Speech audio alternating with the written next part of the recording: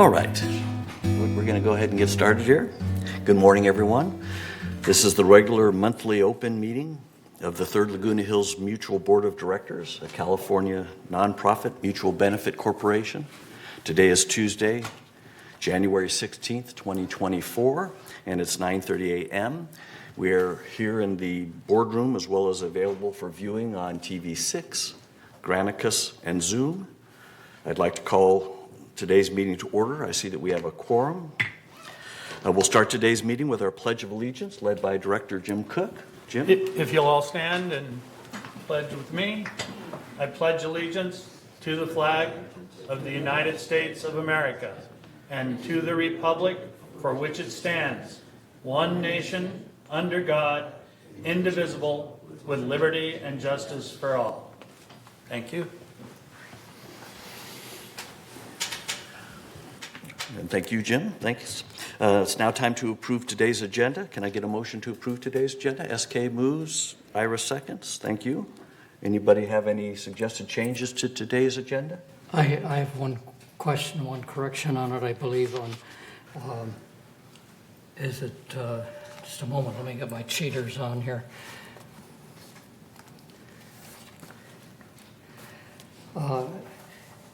Section 9F, stating that the last meeting was... Sorry, we're talking about the agenda. You're talking about the meeting minutes? Yeah, the agenda states that the last meeting, I'm sorry. No, that's the next item. Oh, okay. You're asking for approval of the agenda, correct? Correct. That's what I have a question about. Okay, there is no 9F on the agenda. No, it's 14F. Sorry, 14F? The date, Okay. the last meeting, the last board meeting was November 21. Got it. It was actually December 19. Okay, so 14, what was? Yeah, 14F, where you list the committees that You're have right. not met since. And then met which since the last letter board underneath that one, I'm sorry? meeting. Last board meeting was December 19. Oh, okay, not November 23rd, okay. So the date on number F should be December 19th, thank you. Okay, got it. Reason for that was that maintenance and construction, the GRF maintenance and construction had a meeting the very next day. Got it. So, Okay, okay, that's all I had. okay, perfect, thank you. Get that change, staff, thank you. All right. Any other suggested changes, corrections? Anybody have any issues approving with that correction? All right, good. We'll consider that approved. Thanks, Rob. All right, where's my notes? Okay. Now we're looking to approve the meeting minutes for two different meetings. Let's try to address them collectively. Can I get a motion to approve the meeting minutes for the two meetings outlined in our agenda packet? Moon moves. SK seconds. Thank you. Anybody have any suggested corrections or changes? Okay, I actually do on the minutes. So page 2 of 18 on 4D at the very top. It says that the notes present laws requested item 10 of the minutes of the special open meeting dated December 1st, 2023 be changed from December 2026 to October 2026. Both of those years should be 2025. And so this is just clarification of when Reza's term expires. It expires October 2025. Okay. Any issues with that change? Okay, we'll consider the minutes approved as well. And we'll move on to agenda item 5, which is the report of the chair. Many of you know that on most Wednesdays I send out an email containing information that I believe will be useful to members of Third Mutual. Members and residents have to opt in to this email distribution. So if you're not receiving them and would like to, please send me an email. I'll get you added to the distribution list. I mention these emails because 2 weeks ago I invited those of you who received these Wednesday emails to share feedback regarding what you feel would be the top priority for the third board to address in 2024, other than reducing or not raising our assessments, which I figure is number one priority for everybody. I received 99 member priorities for third, the details of which I have shared with the other third board directors. Please be assured that we will review and consider all of the input received. Many of the received priorities are ones that the board is already looking at in some way, but the additional responses and information provided was shared as well, and we'll look into that too. Today, I thought I'd share a little verbal summary of the key priorities submitted. So as to not list them all, I assigned each a category, and the slide that you're all looking at, hopefully, shows the numbers of priorities received by category. The area that received the most priorities was landscaping, with the overall top member priority being to improve third's landscaping. Other landscaping related priorities included better training and supervision of landscapers, increasing the landscaping staff, using only non-toxic pesticides, transition to less noisy equipment, and allow artificial turf. Cost management came in second, where members suggested that we lower or not raise assessments. Also was requested we work to drive efficiencies within staff, and a couple of members even suggested that we increase our assessments rather than reduce services. Leak prevention priorities included increasing the speed with which we repipe our buildings, implementing more preventive maintenance on roofs to minimize roof leaks, and installing pressure regulators to minimize water pressure in our old pipes.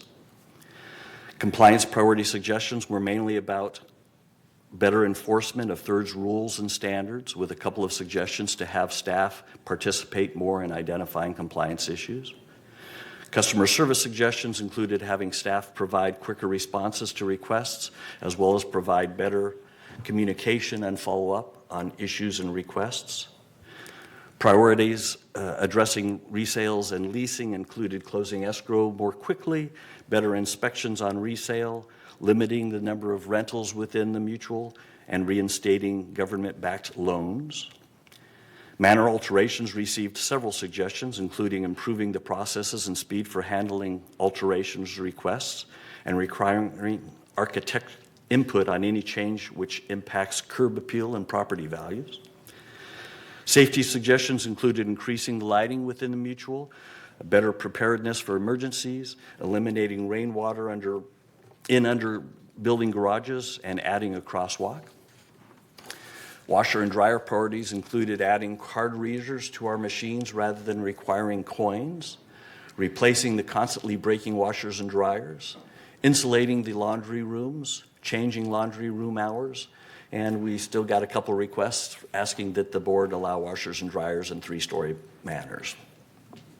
Communication priorities mainly dealt with sharing more positive information regarding what staff and the boards have done. Priorities suggested for infrastructure included updating our electrical infrastructure and improving building maintenance. 3 members suggested we prioritize managing our skyrocketing property insurance costs. And to round out the list, the others were all unrelated requests, but included things like improving interboard cooperation, mitigate coyotes near manors, and revise the management agreement that Third has with VMS. So again, the board will be reviewing and considering all the suggested priorities received, and I look forward to providing you all with updates on our progress in the weeks ahead. I also received 14 suggested priorities that are within the responsibility of GRF versus Third, including priorities about amenities, security, and traffic. I shared all of that information with members of the GRF board. Director Hopkins, who's the president of the GRF board, told me that many of the suggested priorities have already been or are being addressed, and that the GRF board will take a deeper look and determine what, if any, adjustments may be necessary. Thanks again to all members who shared their thoughts and submitted ideas. I enjoy getting them and always enjoy getting input from our members. On the bottom of the slide that you see, I have my email address. Again, if you're not receiving these Wednesday emails and would like to, please email me and I'll get you added to the list. Also, please feel free to email me anytime about any suggestions, concerns, questions, and comments that you have, and I'll respond the best I can. And that completes my remarks for today. As always, thanks for listening and thanks for your support.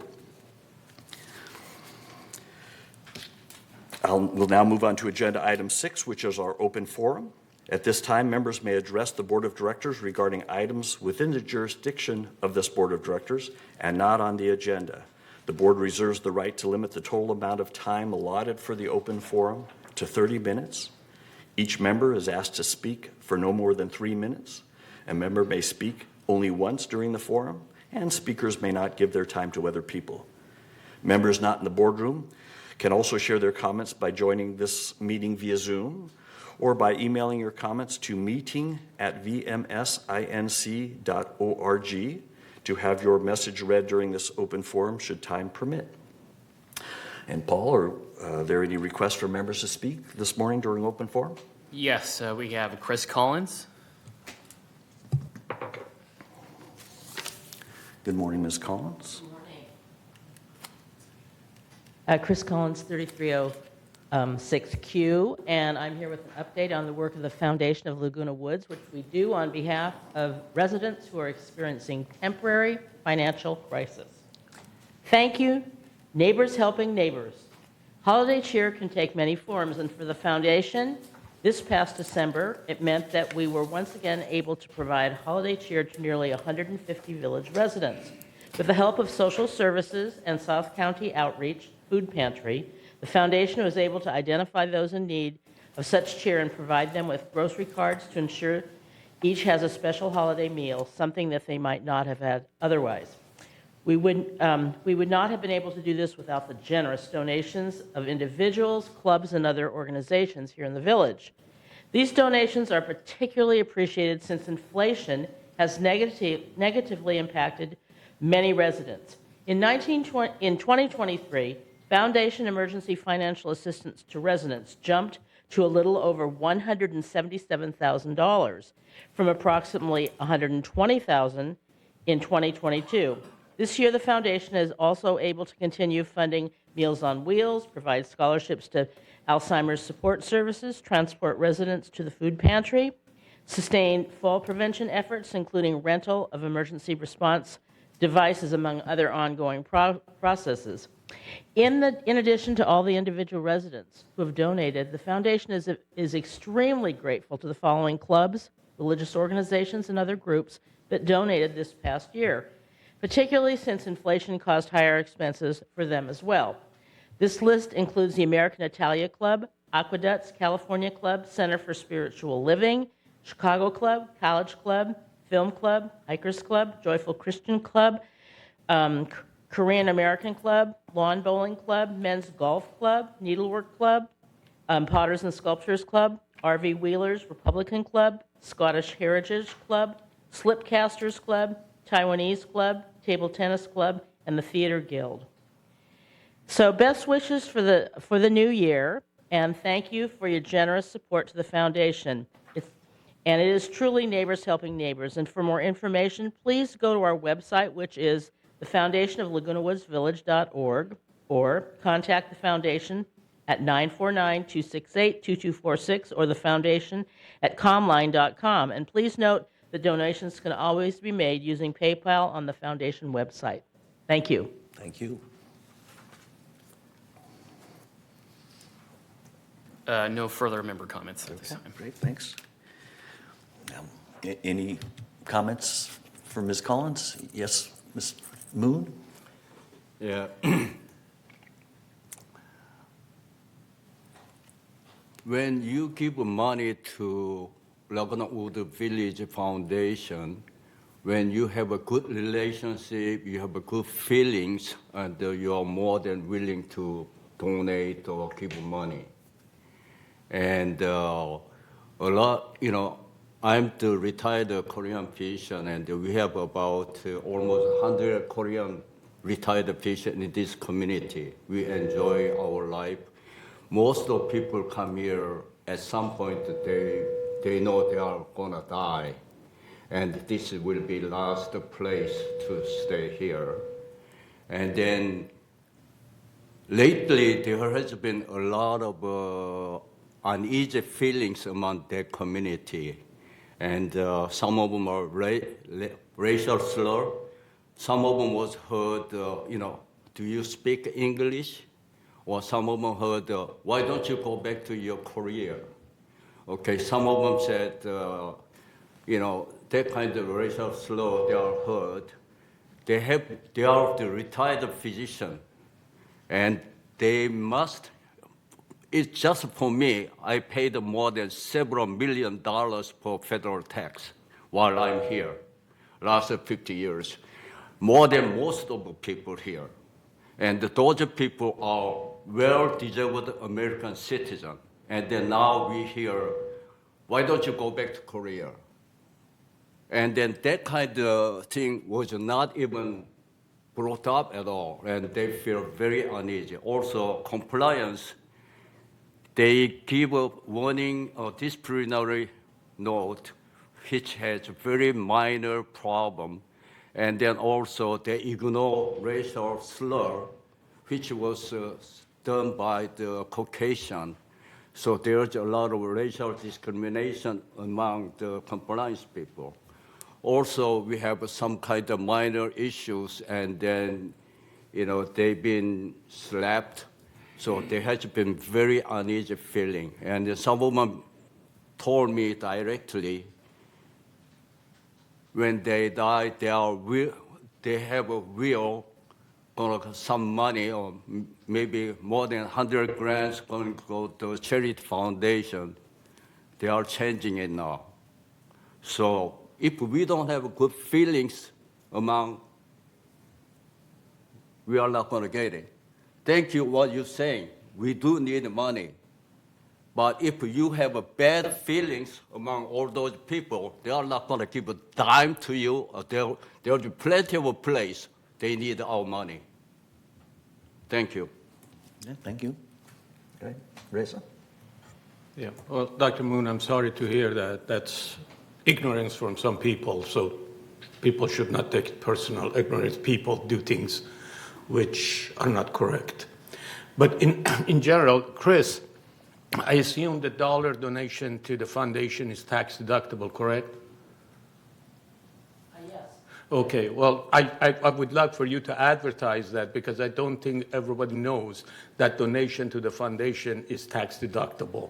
And also, I think if people want to donate this end of the year or beginning of this year, I think they have till end of January, I guess, to still donate for the previous year if they have extra money and they want to reduce their tax. So that's going to be some incentive for people to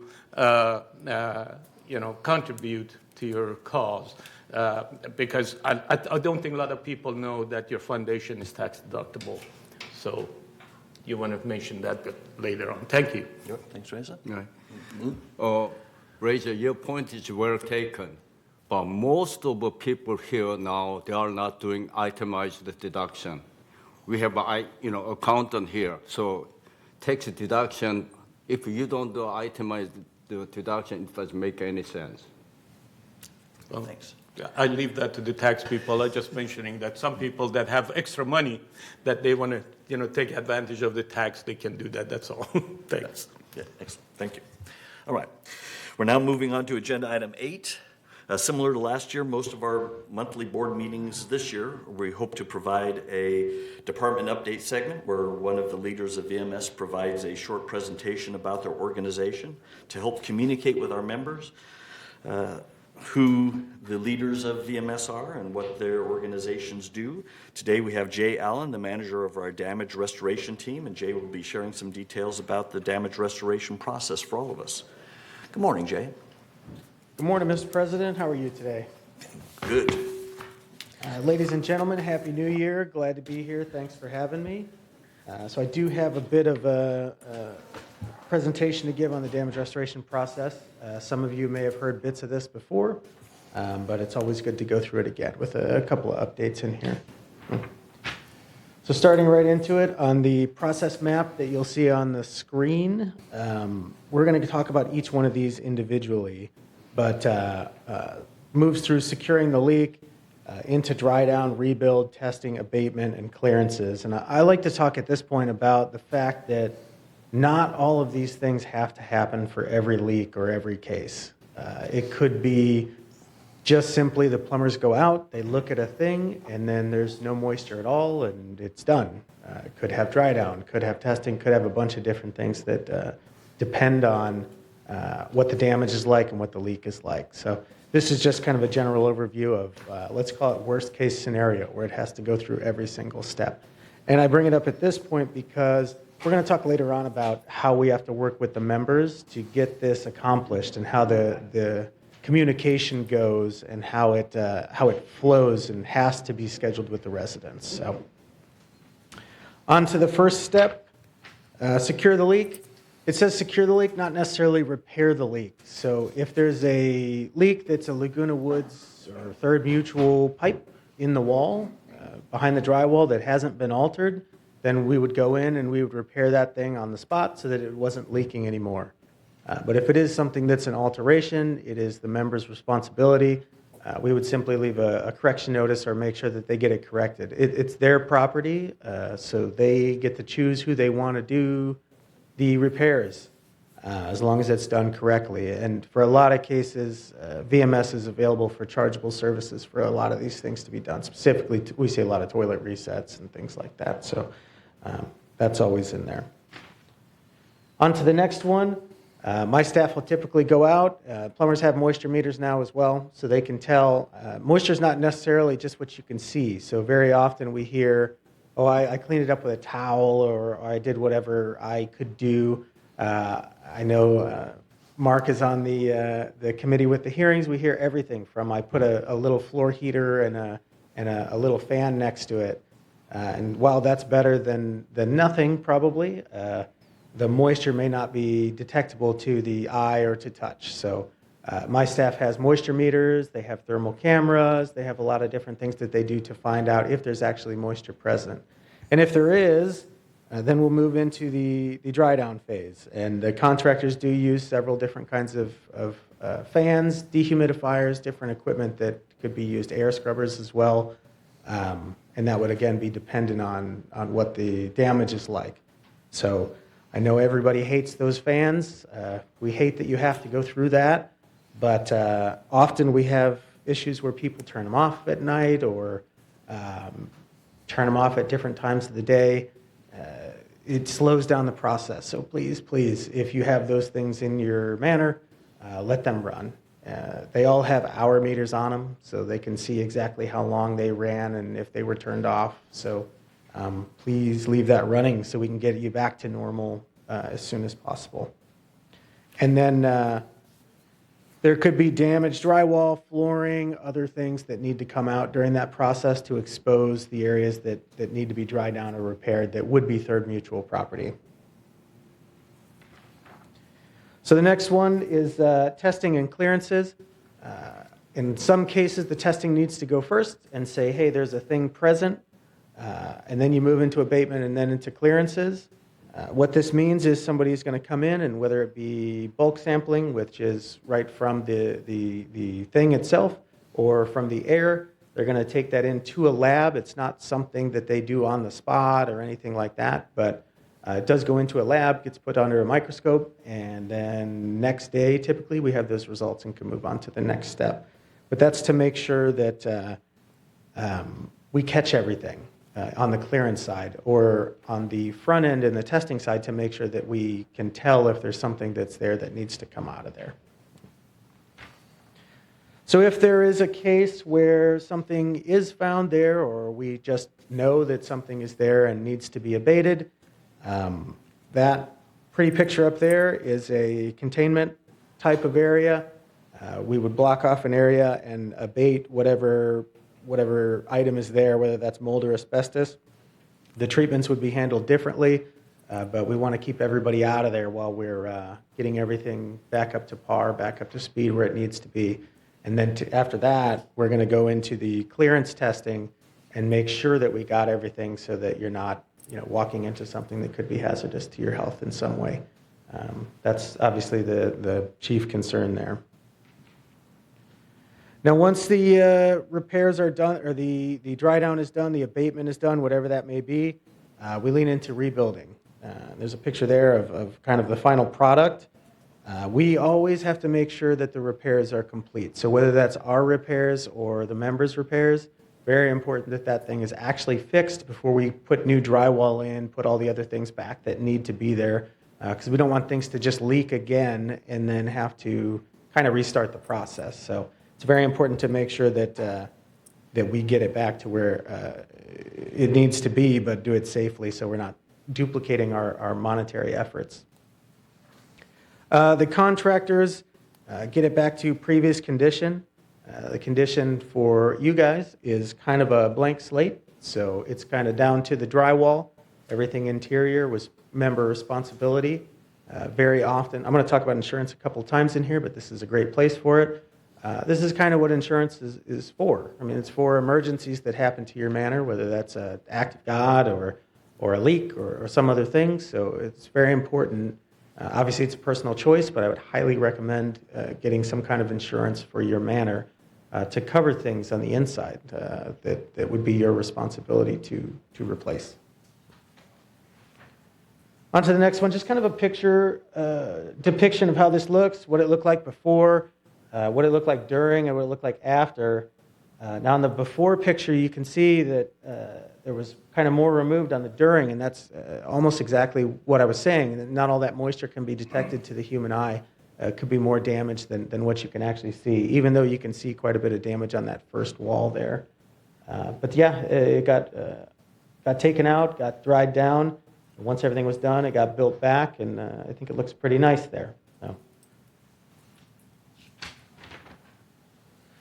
4 keys to a successful process, timely notice and response. So please, as soon as something happens, let us know. These things happen fast, so water can keep going and creating more damage. If it's left unchecked, it can grow mold. It can ceilings are a big thing too. If they're not treated properly, we have ceiling collapses sometimes during rain leaks, and now you're looking at an unregulated release of asbestos, and that's not a good place to be. So please, as soon as something, if you see something, say something, basically. Have us come in, have us take a look at it, and get going what we need to get going. I have availability of on-call contract services. We're constantly getting new vendors in and trying to make sure that we have enough people on to react to these kind of things, whether that's the emergency side, getting somebody out there for a dry down to make sure that the damage is taken out of there or dealt with, or the rebuild side, which is another person. So we're making sure that we have people here for you, and then the communication throughout the process with the member is very important as well, because on the first slide there, that process map, we're talking about possibly having maybe 4 vendors in your manor at any given point, and we're trying to schedule that with you. Any interruption to that process just kind of elongates it for everybody. So please be available. I understand it's a trying time. We're very empathetic to that, but try to get us in there as soon as possible so that we can keep going. And then we are currently recruiting resident volunteers. We do have a resident we're looking into now, but always looking for more. You'd like to send something that way. What to do, what to expect. So this is a form that my team leaves when they come out. It's been a point of contention we've talked about a couple of different times. We're working on what that's going to look like in the future. But even right now, it does tell you kind of in this order, section-wise, what you can expect more or less to return to normal. So what may or may not be covered by the mutual. It tells you that there are going to be vendors in there may be equipment in there, things like that. It talks about whether or not you need to vacate and what to do in that instance. And then again, we're going to harp on this insurance thing, but please call your insurance company. And then it has phone numbers on the bottom there of who to call. And we do member hearings quite consistently, and we see people come through that do not have insurance, and I realize it's a gamble, but we see a lot of the people that gambled and did not do well in that gamble. So again, just consider insurance. Now, responsibility and alteration. We have on there the CC&Rs, the insurance disclosure occupancy agreement. Those are the things that tell you what's covered by Third Mutual. So there are things that whether or not the damage was Third Mutual pipe or your alteration still would not be covered to replace once the damage is repaired. So look into those things and kind of familiarize yourself with that. It's reiterated on that what to do, what to expect in case you don't want to read through an incredible amount of documentation to find the answer to that question. And then another big one is alterations. A lot of people move in here and they have beautiful alterations that exist there, and that's great. But I think that not everyone knows what alterations exist in their manor. Even though it is in the resales documentation, there are other areas to find that information. I'm not sure that they always know what's an alteration and what's not in there. So please look into that and make sure that you know what's an alteration, what's yours to maintain, and what's yours to correct if damage exists from your item or alteration. And then staff's always available for questions. Manor alteration is a good place to, or even through resident services, to find out what those alterations may be and what you may or may not have signed for in your resales documentation there. And then finally, we had a lot of damage restoration cases, instances where the mutual came in and repaired things, because regardless of whether or not it's an alteration or whether it's a third mutual leak, they do come in and repair third mutual property.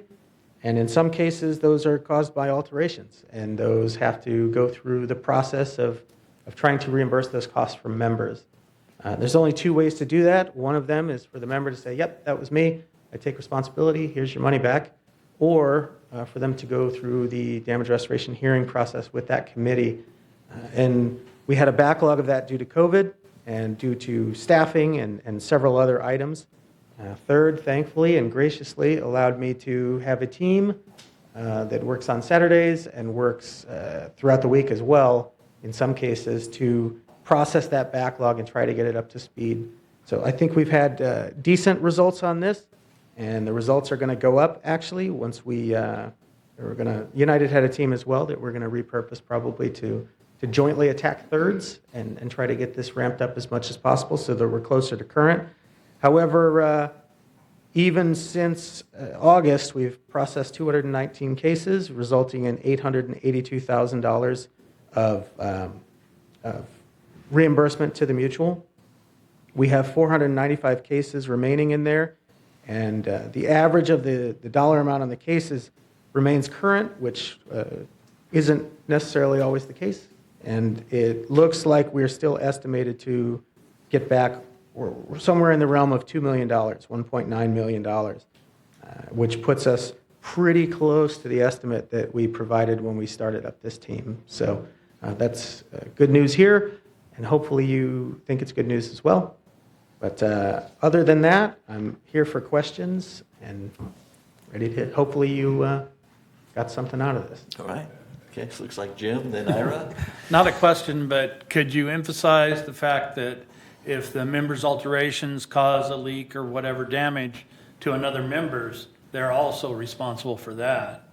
And then the average cost, just to kind of give them an idea of what a water intrusion event costs, it can be up to $17,000 down to $200,000, but what it is on an average when we look at all of them. Sure. And I know I had a $28,000 one last week. It wasn't necessarily for thirds, don't get excited, but it is how much things can cost. They can be very, very costly. The average that we have figured out for third is right in the realm of $4,000 per event. Now, your event could be $198, or again, it could be $28,000. So back to that insurance gamble, it's a big deal. That to me, and probably to many others, $28,000 would be a pretty life-altering amount of money for me to be hit with when my faucet leaks and damages 5 units below. And that's not to mention what other claims may come your way after the fact for the personal property of the people below. So let's say your faucet leaks and damages 3 units below, possibly 4 units, if it's right in the middle and damages 4. We've seen it. You would be probably going to a hearing looking at what third had to spend to repair all of third's property all the way down. And there's no markup on this, by the way. This is simply what we spend to replace Third's property.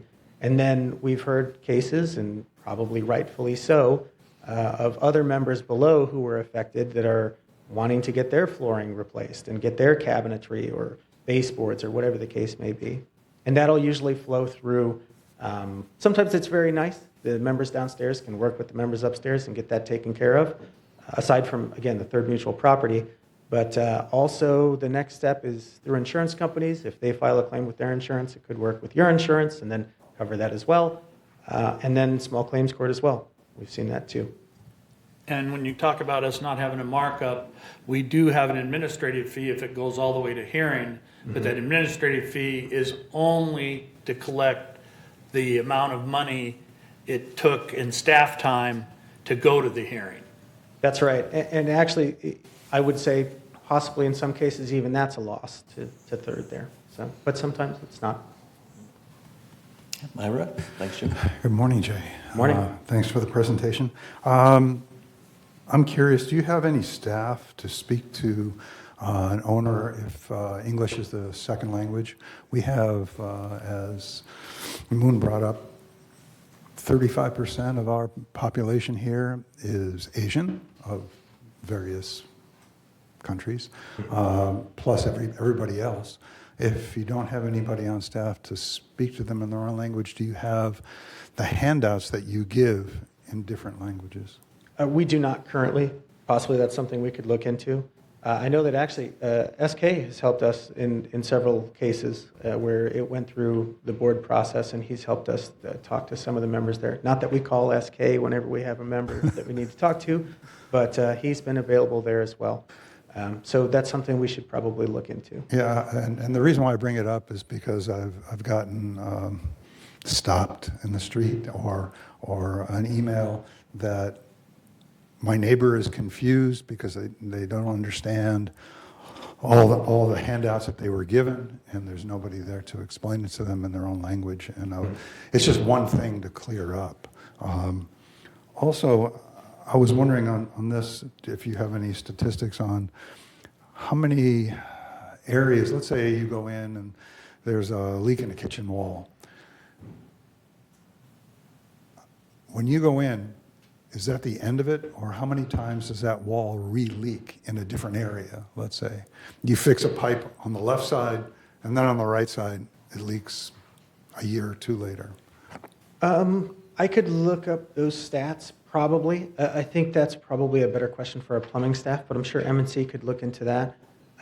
We would see the damage and repair the damage. It's something we possibly could look up, but they would be the ones that would have to react to that anyway and look into a solution on how to fix that. But I'll definitely bring that back to them. Yeah, because if you have a pinhole leak on one side, you're almost assured that at some point that you're going to get another pinhole leak on the other side.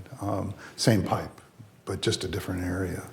And I was wondering how frequently that is, because that would lead me into, your answer would lead into another question of perhaps we should, when you open a wall, replace all the piping in that wall, not just the affected, leaking, small 1-foot area. VMS talked to me about the same thing, and I'll tell you the same thing I told them. I'm a damage restoration guy. I think you should replace them all so they don't leak. But that's a consideration that I think the board and M&C, that's a great topic for M&C, on what level and how much they're going to replace when they go in and do a repair. I think we've talked about how much it would take to replace the piping in a whole manner. I think that's a great topic for M&C, and I'll let them know that that's something that you're interested in.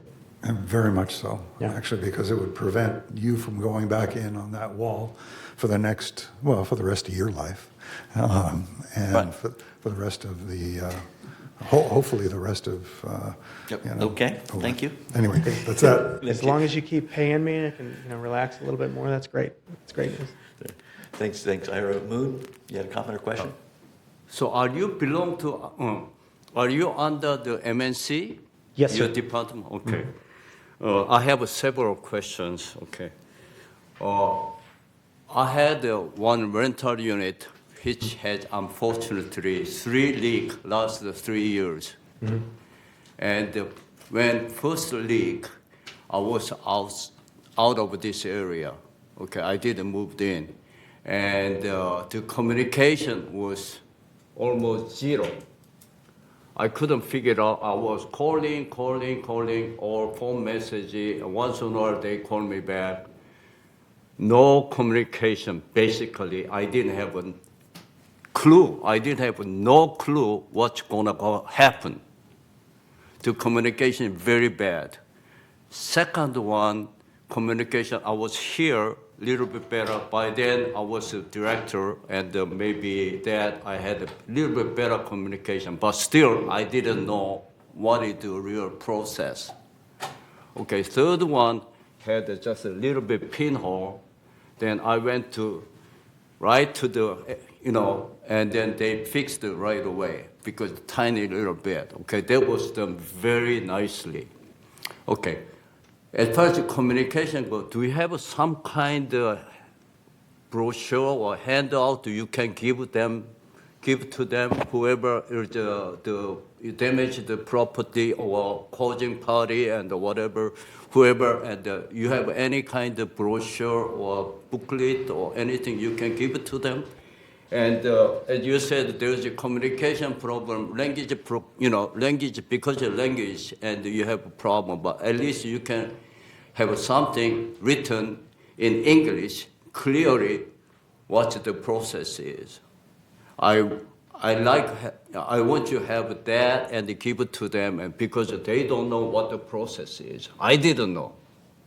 Okay. Second one is when you have a restoration contract. How many contracts do you use?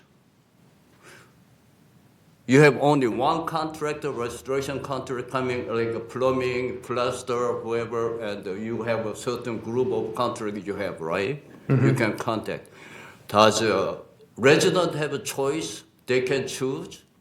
No, not typically. Yeah. We would. So this is exclusive contract you have with those people. Resident, what I hear from many residents, they are very upset about that. And they don't have any choice whatsoever. Whatever you gave them, they have to take it.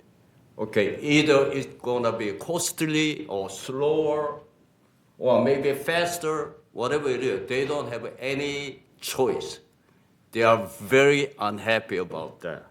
Okay. So, hey, can I address those two Go real ahead. quick? And then, so you mentioned communication first. So, communication, typically right now, we don't have a brochure or booklet that we give to the manor above. And I believe you're talking about if they have a leak that's their responsibility and it damages your property, something that you can give to that member or give to both members to kind of exchange information. Is that what you're referring to there? No, whatever. I didn't know what the process is. Okay. And then the first case was upstairs they had, right? Yeah. They blocked me to contact them.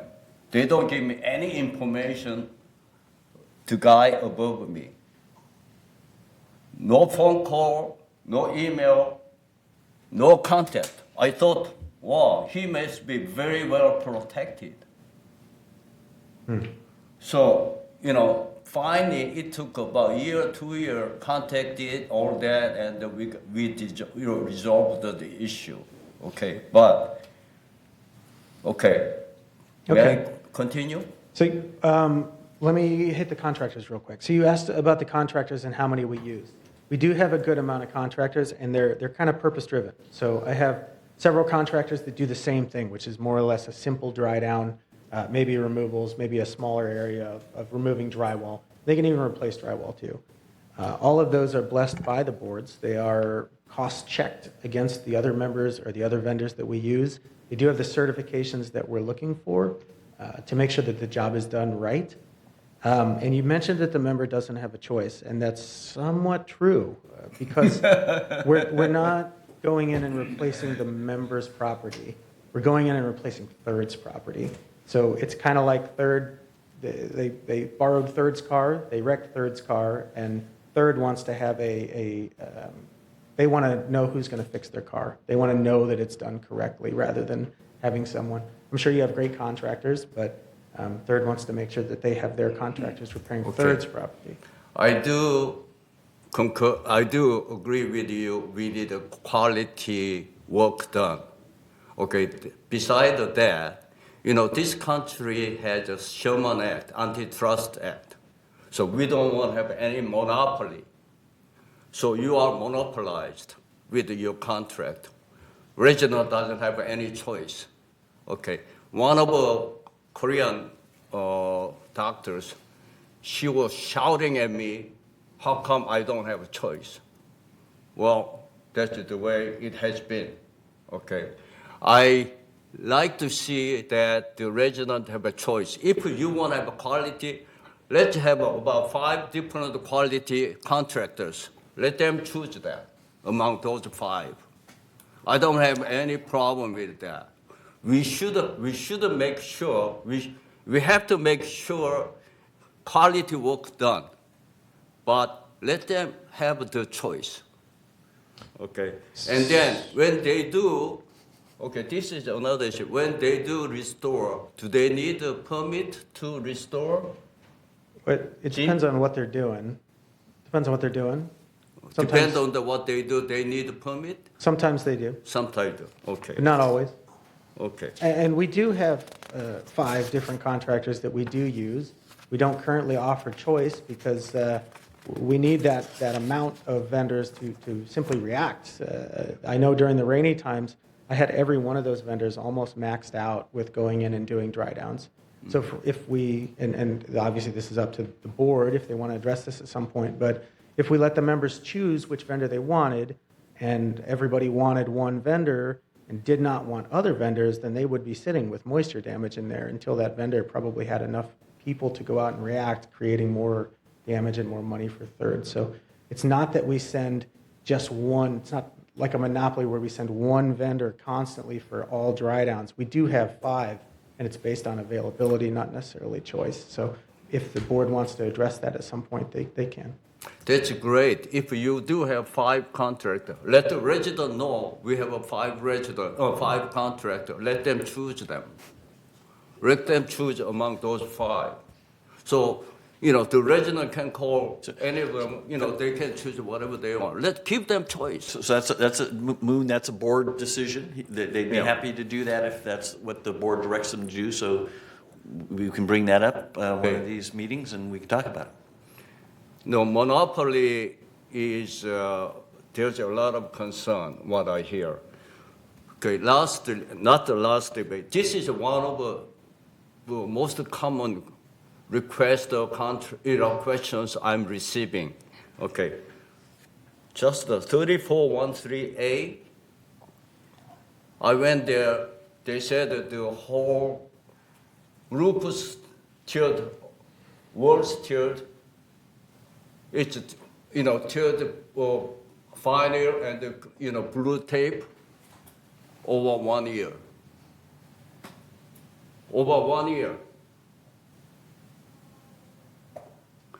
I was thinking about contacting somebody here, but I didn't have that chance, but since you are here, 3413A, you should stop by there. Over 1 year.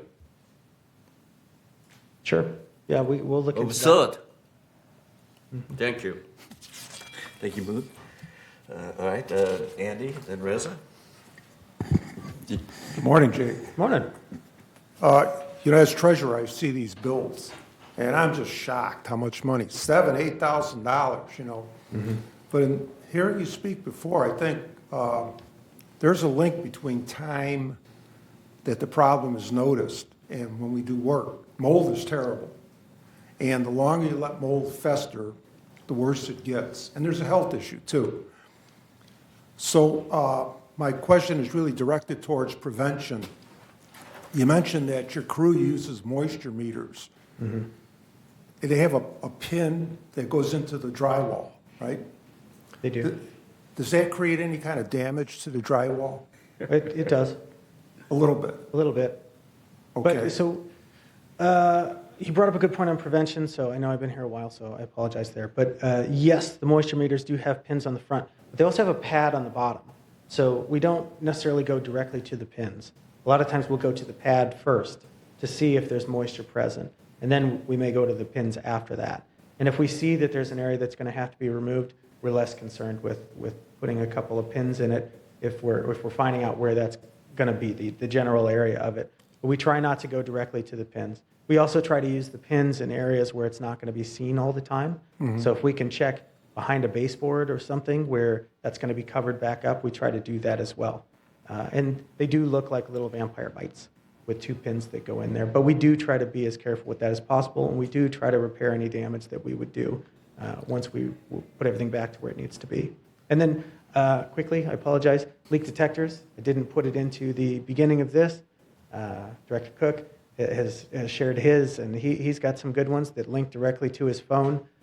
These are good things to put into places where that leak a lot, behind toilets, under sinks. I literally replaced a pop-up drain in my house yesterday. I understand the leak detectors are a thing that can either scream or send a message to your phone to let you know when a leak is present or when something is happening. It doesn't stop a leak or anything like that, but exactly to your point, it could minimize growth, it could minimize damage, it could minimize cost. So instead of a slow leak under your kitchen sink that drips and messes up that base shelf forever that you don't notice for a long time, you would know it quickly and could react more quickly and let us know. Well, I think there's a natural tendency, if I just ignore it, it'll go away, and it doesn't go away. But in terms of this, the meter check, or the padding, as you mentioned, are there, by and large, spots that, for example, under the sink, behind the toilet, that are common areas, are you going to find, that'll be, the evidence of the leak is going to show up under the sink or behind the toilet. So there are some areas that are prime, they're portals, they tell you. And the point I'm getting at is when we do inspections, and I don't think much of inspections. I got to tell you that. I've had several homes, the inspectors come in, and you're always underwhelmed by what they're doing. Only until you engage the person and ask questions can you get more comfort. So what I'm asking is, in a normal home inspection, do they look for moisture problems? Now, you're talking about the inspection during resales, Resale, manor alterations? I think that in third, and again, I'm probably not the best person to answer that question, but I think that they don't do a lot of interior inspections in third, and feel free to correct me if I'm wrong or if this has been addressed before, but I don't know that they do as much of that, but that's a better question for manor alterations. Another thing that I could probably bring back to M&C to. Yeah, what I'm suggesting is maybe as part of the routine resale inspection, get some moisture probes underneath, behind the toilet, underneath the sink. If it's not showing, Well, Just do it. I know that a lot of things come up during the resale process. So I know that I get a lot of tickets during the resale process where the inspector does notice things. Now, I don't know that they necessarily run around with a moisture meter, but they would notice secondary growth. And one of the concerns that Mark mentioned about the residents had was making the resale process faster. And if somebody had let us know that there was, very visible mold there prior to a resales inspection, we could have reacted then rather than during the resale process, which makes it really difficult because now we're slow for that reason. And then if it's a chargeable thing, we're an alteration leak, now we're even slower while we get those invoices in and work towards getting that reimbursed from the member. So, okay, I understand that hitch. Now you mentioned resident volunteers in your presentation. Just suggesting, might we not have resident volunteers going around with the moisture probe? well, it was something we could look into, I suppose. Yeah. I will say also, though, we've been talking pretty heavily about volunteers, and I only had one interested so far. So we're looking into that person to bring in, but I don't have a pool of volunteers that are ready and willing to go out with moisture. Yeah, it's a free service to residents. Come and check under the sink with the moisture meter, and with the understanding that we're not going to bust you for it. We're just going to tell you there seems to be something here. So, check it out. Okay, thank you, Dave. Jay, thank you. Thanks, Andy. Reza? Thank you. I have a couple of quick questions. First is, from ticketing to the end of a restoration job, average, simple, leaking in the kitchen, what is the time frame? Because any type of restoration disrupt the life of the members. What to expect? Is 1 week, is 2 weeks, is 2 days? What is the average that they expect that their life going to be disrupted? What we want is 5 days. That's What do we're- you have? What's I that? know what you want, what we have right now. I'd have to look at the actual average of the Okay. days. But- I assume it's much more than 5 days, I guess. And they do get much more than 5 days, Okay. but there are quite a few that are 5 days. So we want to go in, we fix the leak, we want to dry down for roughly 4 days, somewhere in there. And if something is not done drying by then, without extenuating circumstances, cut it out and replace it. Yeah, I think the sensitivity of the issue, because it's disruption of life to members, is very important that we really get those time frames as short as possible. The other question I have is about the database on the previous alteration to the unit. Are you comfortable with your database with the alteration information in the unit that through the resale is going to be transferred to the new buyers? Because that's one of the issues that the new buyers have. When they buy after 6 months or a year, they realize that, part of these things have been altered and they have no other choice. Do we have a robust data to transfer the correct information to the new buyers through the process? We do have a database. It does have a lot of alterations in it, and it does get laid out very specifically to the buyer. There's a list that comes out. There's also a caveat on the bottom, which I understand is I don't want to say technicality, but it does say if there's anything else in there that's alteration, it would still be your responsibility, whether it's listed or not. I know. So you're telling us that you have a database that is complete with all the alteration in units that As far you can as- transfer. as far as we know So and to the best of their if ability. if it happens after the sale that the member realized that they haven't been told about the alteration, who's responsible for that? Still the member. It's still the member, but it's our fault. Well, it's their responsibility, not I necessarily. understand, but they ask for the information from Yeah, us. No, so- let me get this clear. But They you- ask information from us. Yes, and I And we can't, don't I give them can't, the I can't think information. of a case when during a hearing, they've come in and said, I didn't know about this, when we were able to show them the piece of paper that was in their packet that said that alteration was there. But if that information is not there, then If- it's if- third if- is if- responsible. If. No, Okay, I just no. want to make sure. What it is we only have the information on the authorized alterations. The person prior to them could have done alterations without getting a mutual consent. And we don't know about those, so those won't show up in our data report, but it's still the responsibility of the new owner. Correct, Jay? It is, and then also, and I know all of the members of Third are perfectly honest and upstanding, but realistically, they could buy it with that list of alterations, could alter that themselves 6 months after and go back and say, hey, it was already done before me and it was not listed, so. Then I not have that- the issue with the inspection. And that's okay, we'll work on that. Yeah, because the inspection should reveal The the board will work unauthorized. on it. Yeah. We agree, and we've been talking about that with the manor alterations team, so appreciate that. Appreciate that. I know I you- finished. No, you're one of the newer guys, so that's fine. Thank you. Ralph? I have one quick question.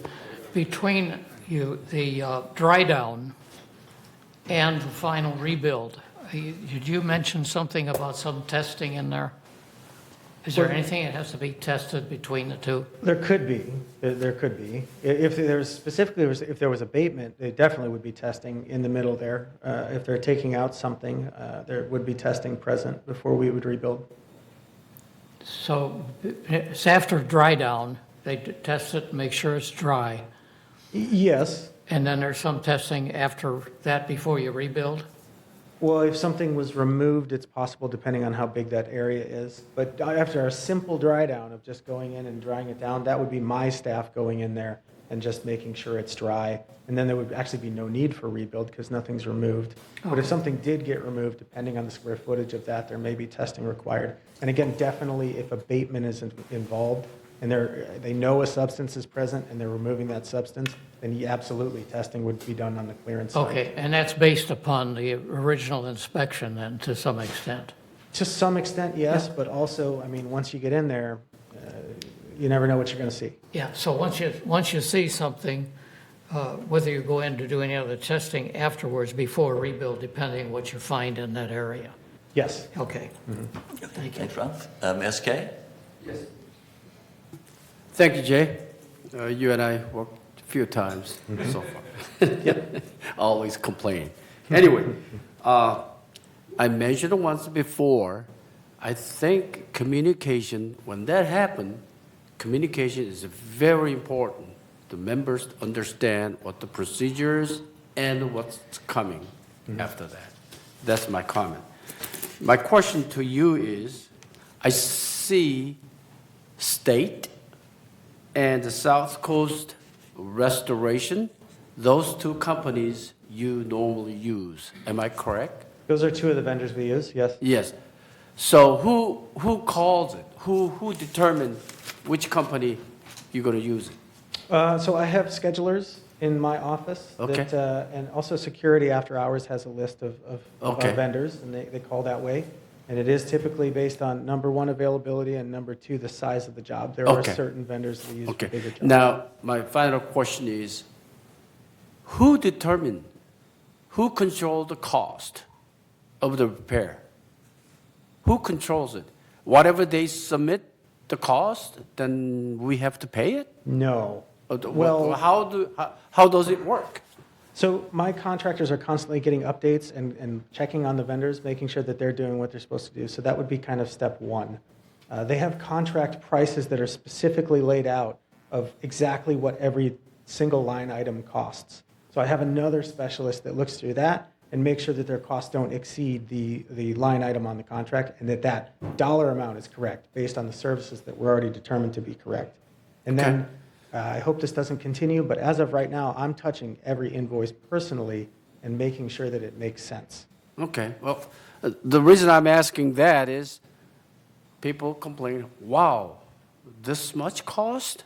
That's what the people's wow about. So I just want to make sure we control the cost of repair and whatever it costs. You know, to me, it's skyrocketing We at this do, point. and I constantly say that when I leave here, I'm going to start a dry down company. Okay, because, thank you. It's a lot of money. Moon? Yeah, SK, that means we, who is we?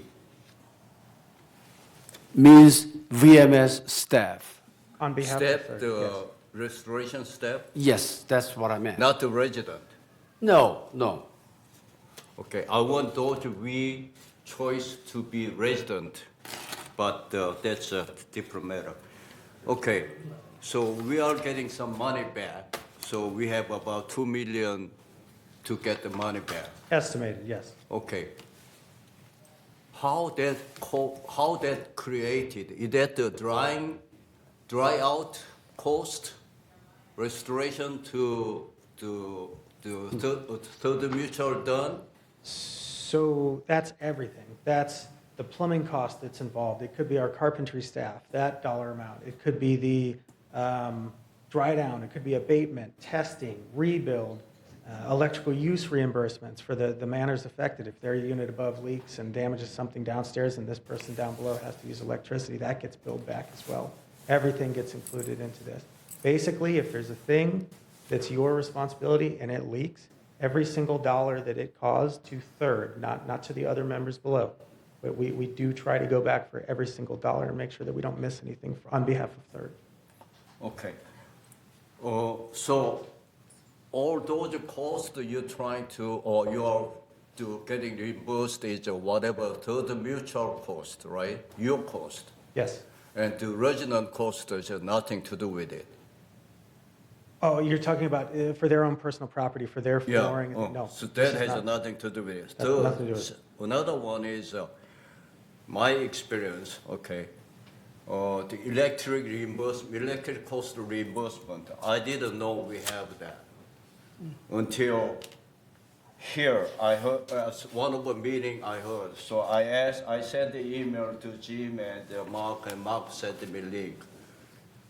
A lot of residents don't know. Okay, if you ever make a booklet or brochure or anything, I want you to include that how, whatever link is. Whatever it is, the communication is very, very poor. The resident, okay, look at this. This is very unfortunate, unhappy incidents. So we go in trying to help.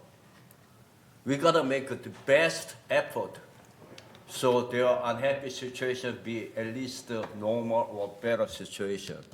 Then my experience from restoration the team, they are coming, they're bullied. We are here, you are nothing. And then we ask question, cheap, no communication. Very, very unhappy situation.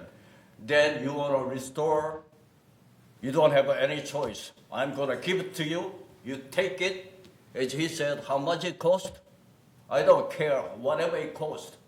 We send you a bill, you pay it. That's what situation is now. Do you think we needed to improve it? So absolutely, I completely agree with that. And even if you told me it was good, I would still be trying to improve it because we're always working towards the better communication with the people we're dealing with, the residents, while we're out in the manors. We want to have good communication as well. And we often have bad news, and I'm constantly working with my coordinators and field staff to not only have better communication in general, but to have better bedside manner while they're dealing with some of these more difficult topics. Because you may be getting news that you have to pay something back or may have to pay something back in the future. And that wouldn't be well received, but perhaps they could give it in a softer way. So hopefully things have improved already to some extent, and we'll continue to improve. We're constantly looking for improvements there. When next time you come back here to present it, I want you to improve 1,000%, not 100%, 1,000%. I'm going to write that down. Thank you. Thank you. Oh, Jay, thank you for your presentation and your answers to our questions. Appreciate it. So a few things have come up that we'll continue to work with you to make sure are improving many-fold. 1,000%. As just 1,000%. So we'll work All right. with you. So Thank you, thanks. thank you. Thanks again. Mark.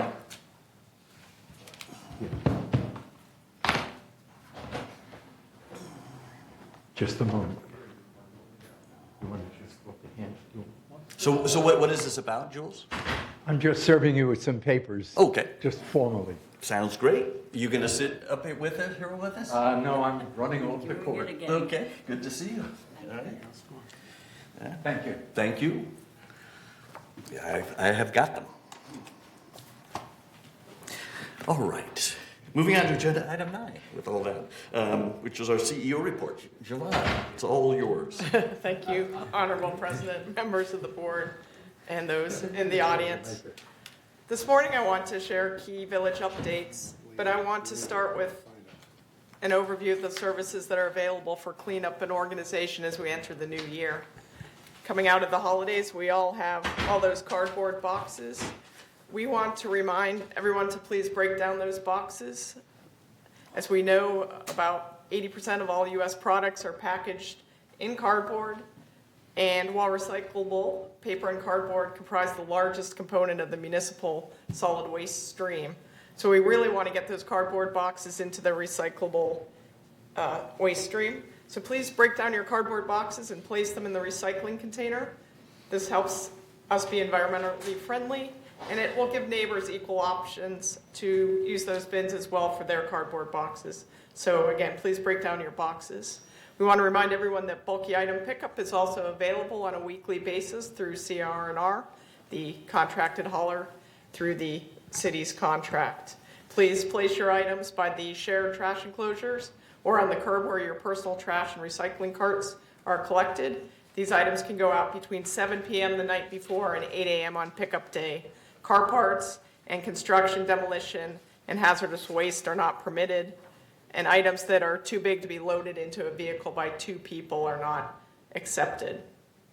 It's worth noting from January to November of last year, 62% of all bulky items picked up by CR&R were recycled. So you're making a huge difference in the waste stream, and we appreciate that. To remove household hazardous waste, residents are able to schedule free door-to-door collection of waste as needed. This is through WM Curbside, who is under contract with the City of Laguna Woods. They can be reached at 800-449-7587 for your household hazardous waste. Residents may also drop off unused medication at local pharmacies, and you can visit med-project.org for more information. Residents may also drop off sharps waste. These are unused or used needles at Laguna Woods City Hall. To shred unnecessary documents, free document shredding services are available at Laguna Woods City Hall. You may schedule an appointment by visiting the city website and clicking on the Arrange Document Shredding icon, or call City Hall at 949-639-0500. Proof of Laguna Woods Village residency is required, and no more than the equivalent of 3 13-gallon kitchen trash bags of documents are allowed at an appointment. Just a reminder that our Landscaping Services Department offers free weekly clippings pickup service. Please place those clippings close to the curb in a single pile. Please request your pickup through Resident Services by Thursday at noon for prompt pickup the next day. Requests after that deadline will be honored as soon as possible the following week. And as a reminder, residents can view Know What Goes Where by visiting the City of Laguna Woods website. And this shows where all the particular waste streams should be disposed of properly. It includes information on organic waste recycling, the items that can and cannot be placed in recycling containers, and much more. We also want to thank our residents for their good work. From January to November 2023, village residents diverted almost 135 tons of organic material from landfills. And after 10 years of research and development, CR&R has opened its new state-of-the-art anaerobic digester. This is a facility in Paris, California, and this converts the village's food and yard waste and compostable materials into renewable natural gas and organic fertilizer. The clean, renewable natural gas will fuel CR&R's fleet of natural gas vehicles, and the rich organic soil produced by its facility can be used by farmers and landscapers. And on the screen before you is a picture of the facility that's open now in Paris, where our organic waste goes. I want to provide a quick update on CR&R's change out of bins throughout the community. As you know, CR&R continues to change out bins with lower profile bins when requested. We appreciate CR&R's cooperation, as this service is not part of the contract with the city. They are doing this by manufacturing their own lower profile bins for the village, and these allow for easier disposal of trash and recyclables. Of the 424 bins in Third Mutual, 130 bins have been exchanged thus far for about a 32% change out rate. Please email or call CR&R to request a specific bin location for exchange, and the contact information is on the screen before you. BMS is also pleased to announce that Resident Services has launched a new callback feature. This was soft launched in November as part of our new telephone system, and residents may now enter a callback telephone number instead of remaining on hold when they are contacting Resident Services. Residents are called back according to their order in the queue. This enhances customer service, reduces hold times and customer frustration, and more effectively manages call traffic to ensure less congested peak times. 599 callbacks were placed in November and December, and the average hold time for maintenance calls in November and December with this callback feature in place was less than 3 minutes. It was 2 minutes and 45 seconds, which is a vast improvement. Average hold time for maintenance calls prior to that, from January to October, was over 4 minutes.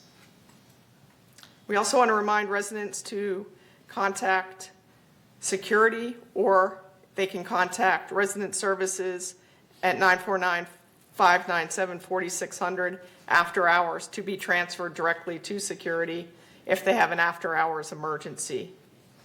And we also remind everyone during a life-threatening emergency to dial 911 and call emergency services directly.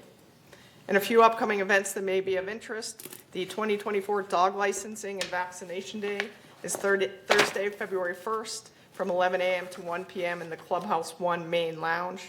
Rabies vaccines are $14, plus a $3 fee for syringe disposal.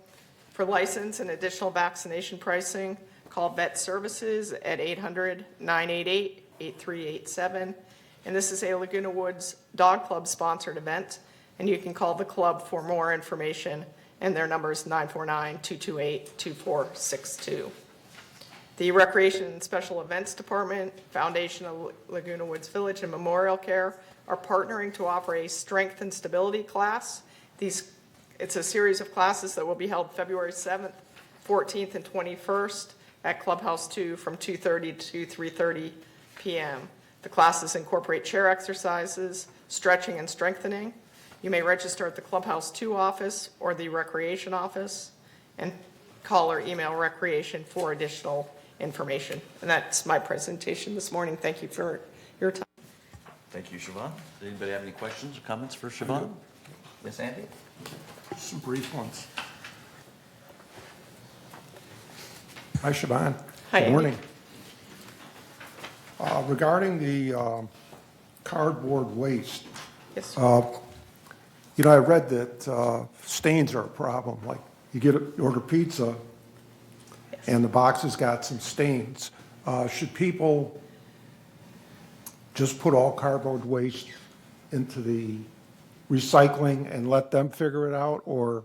If you know it's contaminated, please just put that in the regular trash container. Well, I mean, it's just a section that's got a spot on it. Just cut it out? You could do that and use both waste streams, yes. Okay. Regarding electronic waste, if somebody leaves a monitor at the curb, will the staff pick it up?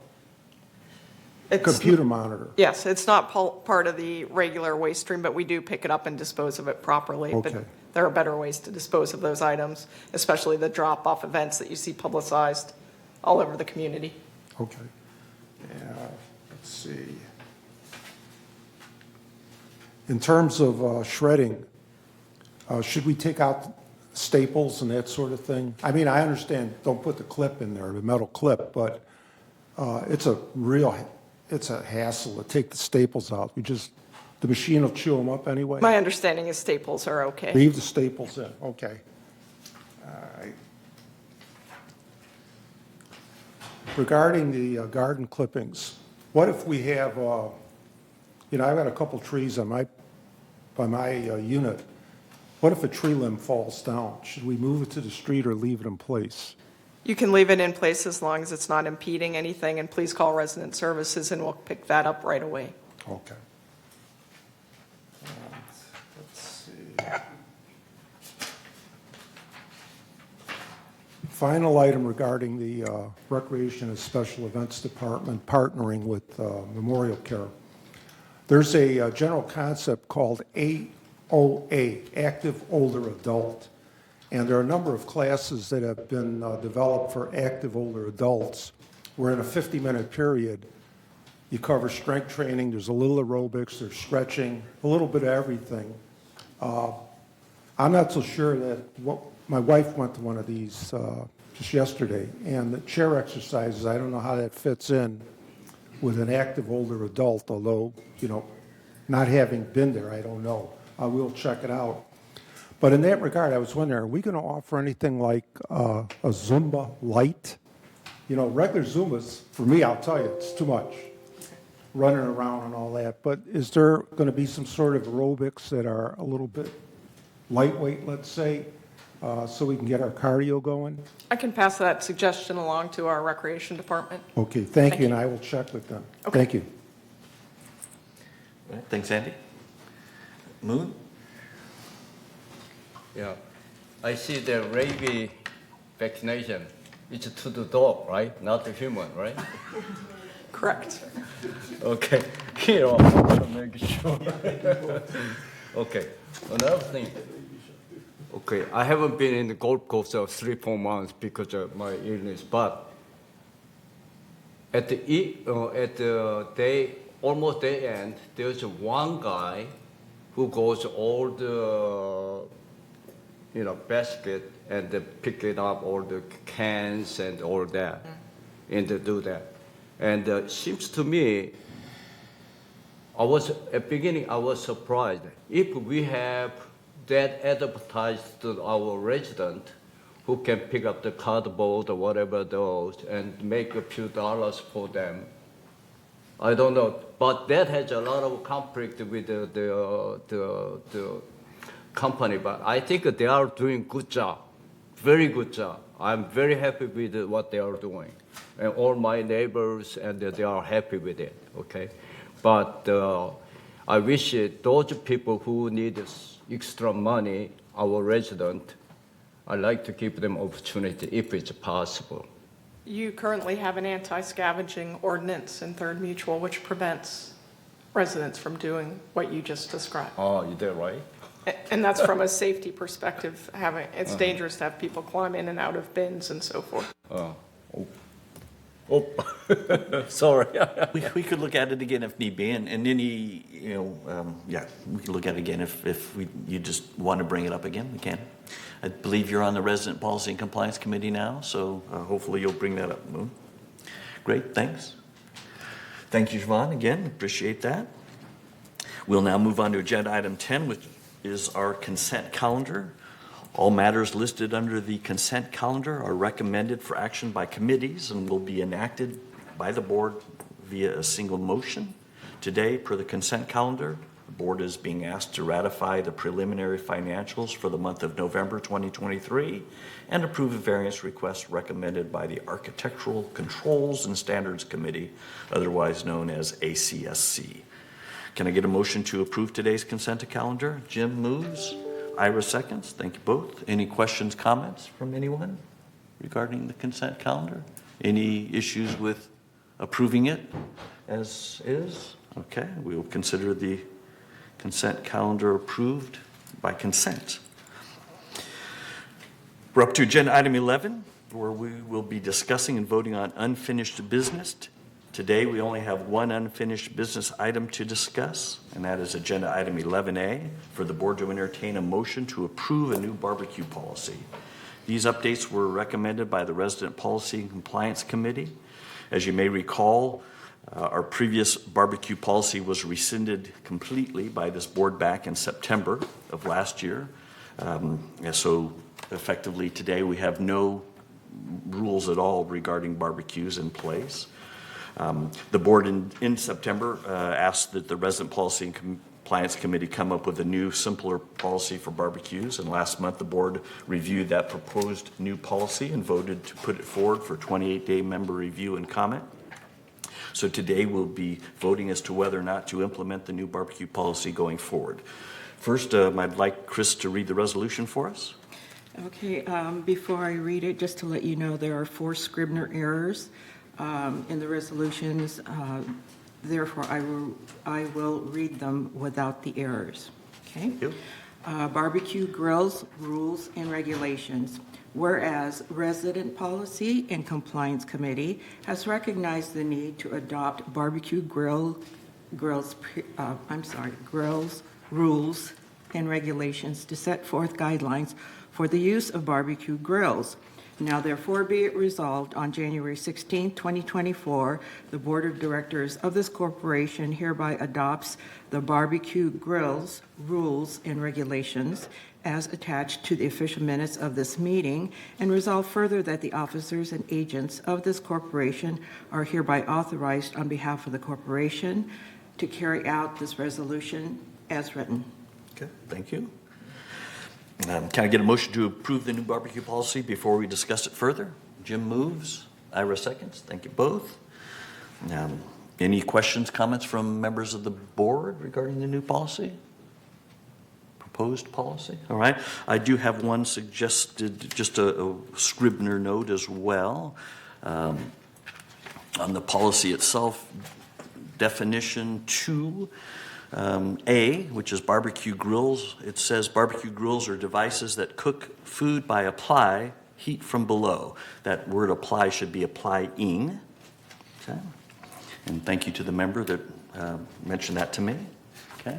Did you have anything you wanted to say, Ralph, on this policy? Yes, I don't know why I didn't notice it before, but Paragraph 3, item B, I think is very confusing the way it is stated. I think all that needs to be stated in there is that the propane tanks that are used need to be not greater than 15 pounds of propane, which is clearly stated on the tank itself. There's no reason to go into a more deeper discussion than that in that area. It's just a matter of simplification, just a suggestion. Okay, all right. Anybody have any thoughts on that? I think this wording was used just because when you go and want to buy a tank, it says it's 20 pounds at the store versus 15 pounds weight having to look at the thing. But No, the store, it said, the tank itself is marked as 15 pounds. The term 20 pounds is what is referred to in the industry. Most people don't know about that and how the tanks are rated. There's nothing to indicate 20 pounds.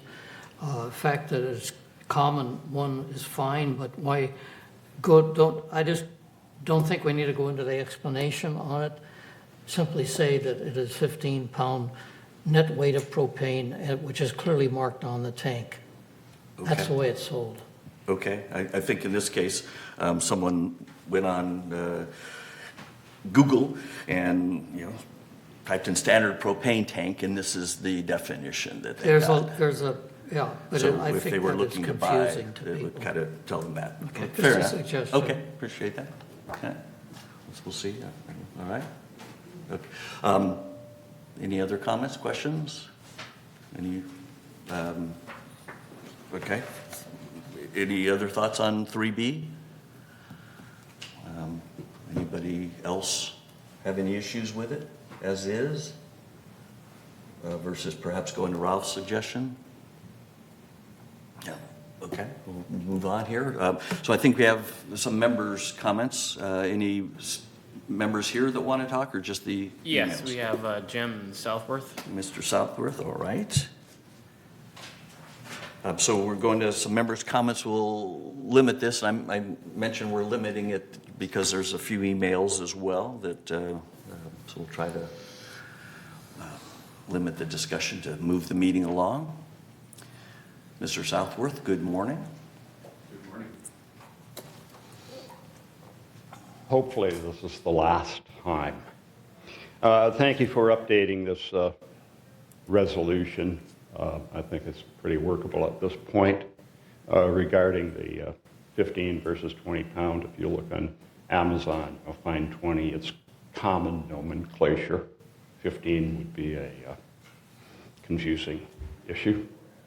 So over the last several months, I've provided documentation and spoken on this policy. Other than some comments of fear, bias, and non-supported information, nothing that I've stated before or the documentation that I've provided has been adequately or refuted at all.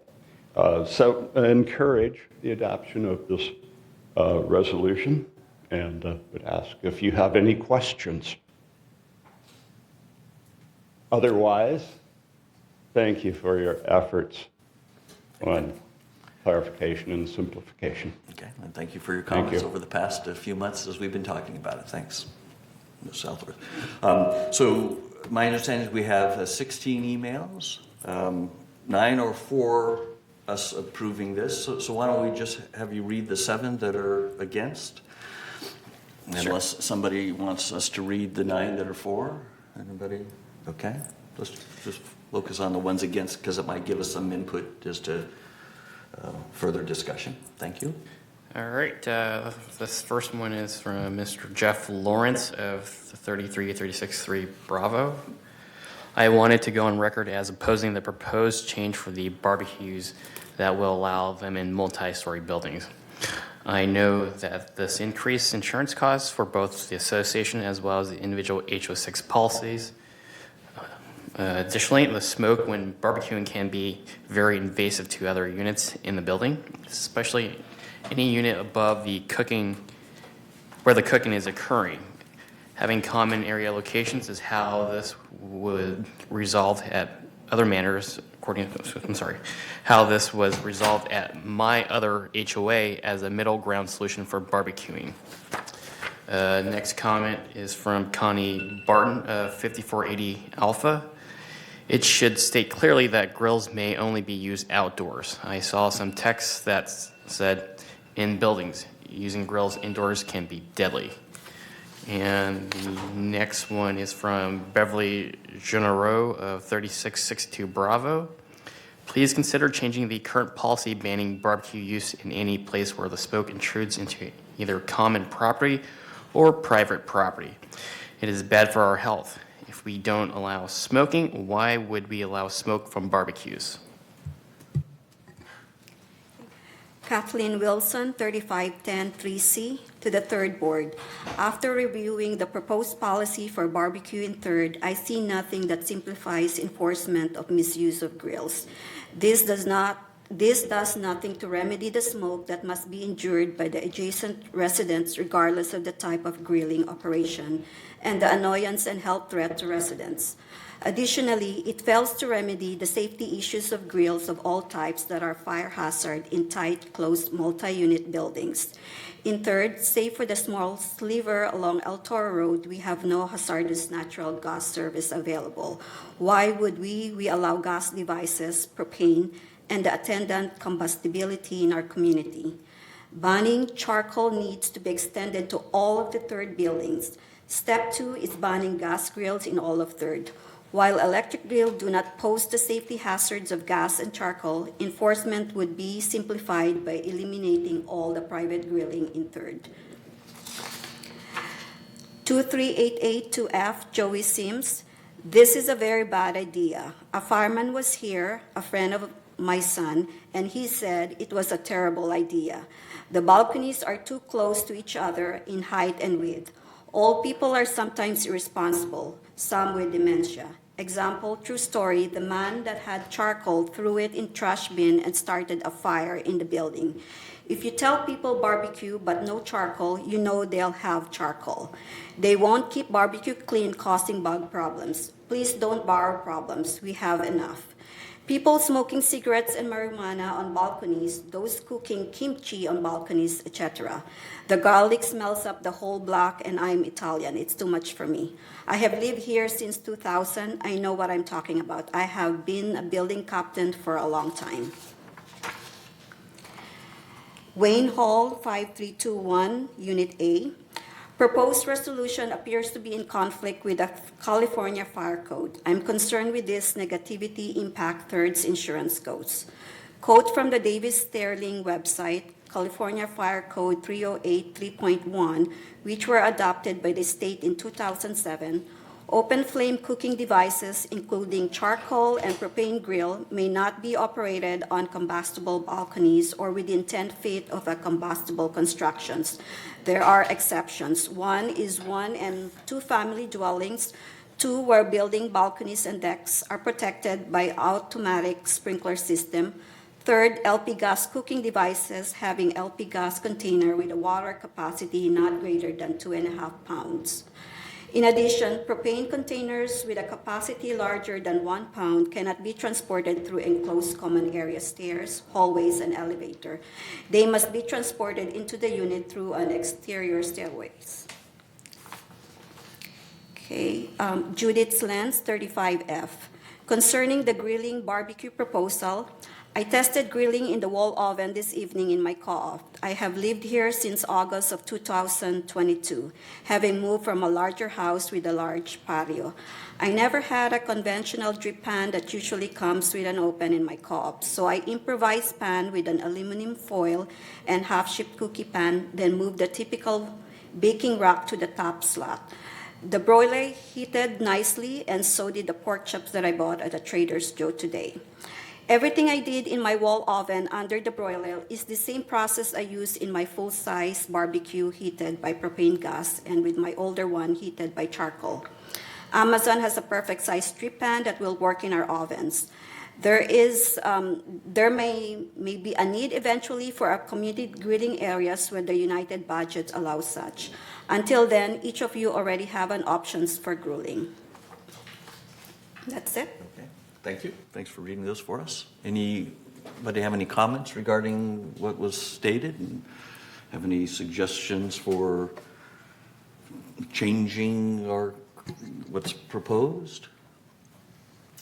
Seeing that, I'll make a few comments. One is that, I talked with our risk manager about whether rescinding our barbecue policy, which we did back in September, would impact our insurance rates, and was told no. So we need to understand, today we have no rules regarding barbecue, so anyone could do anything. So what this is doing some limiting, maybe not as much as what some people would want. We can continue to look at that, but I might suggest that we proceed with what we've got, because it does limit, if nothing else, charcoal in multi-story buildings, which was a key thing that we heard through the previous discussion.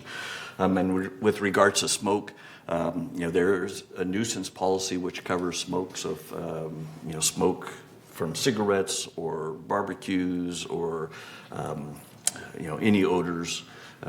It kind of is a continual issue for you. Feel free to work with compliance and security to see what we can do about that, because we do have a policy against ongoing odors, separate from the barbecue policy. So I just wanted to say that. Moon? Considering what you said, and we like to have some kind of policy at this time, because we don't have at all. But I like to amend, if possible, we approve or disapprove, and then we're gonna continue to work on this barbecue policy. We can. What would you like to to tell the committee that would work on it? What would you like them to focus on as they work on it again? Some of the residents are concerned, okay, we're gonna have an electric barbecue or small tank or whatever allowed, but not everybody follow that.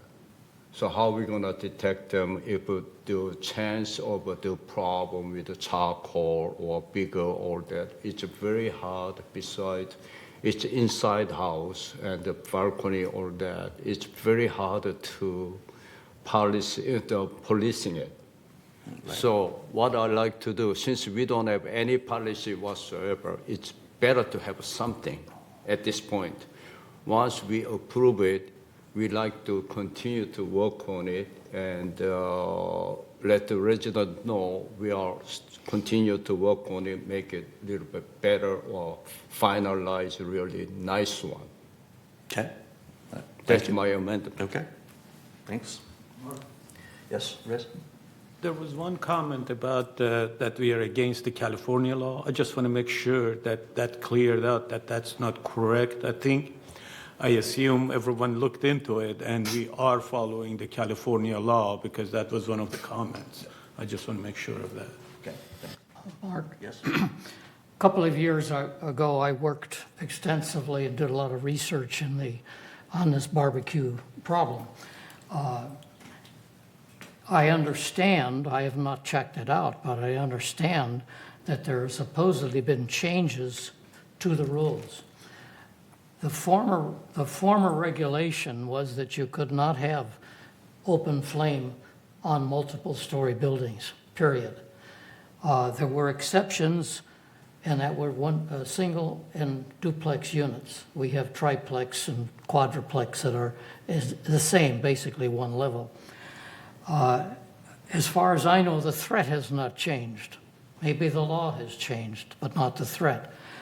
Frankly, I'm still against open flame barbecues in multi-story buildings. I think it's a dangerous thing.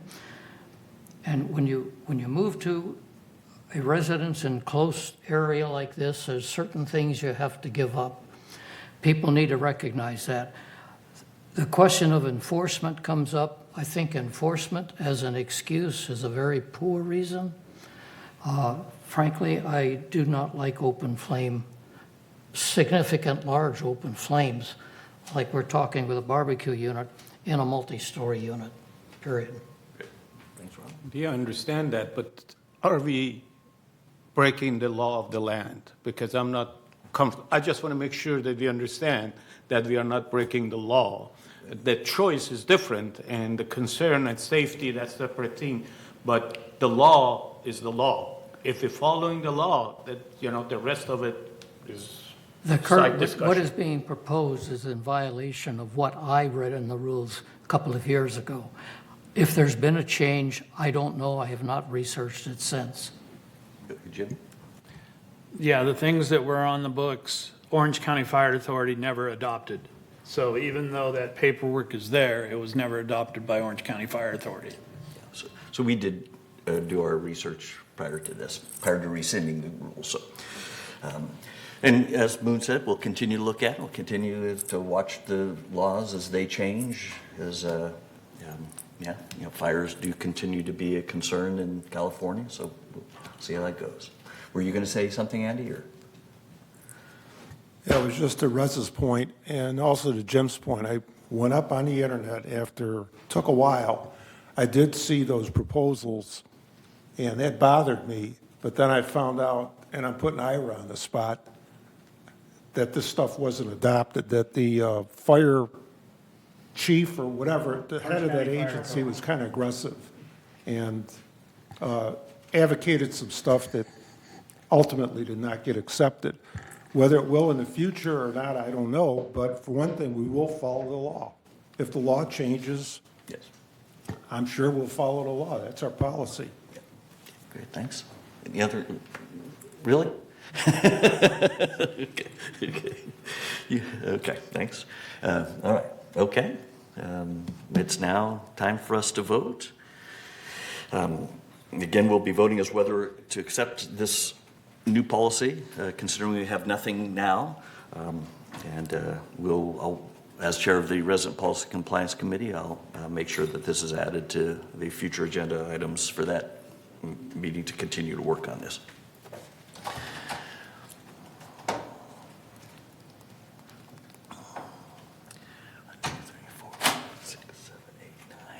Somebody's missing.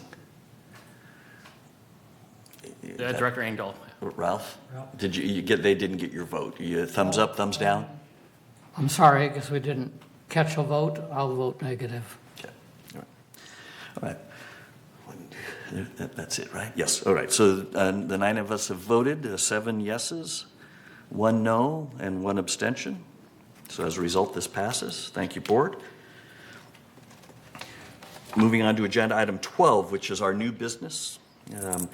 We'll start with agenda item 12A, which is for the board to entertain a motion to approve the elimination of our low-flow toilet statement of compliance.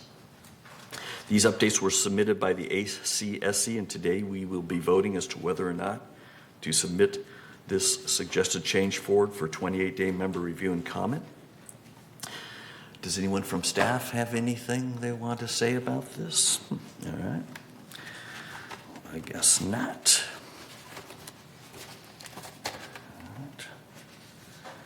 Jim, do you have anything you want to say about this since it came out of your committee? Sorry, I would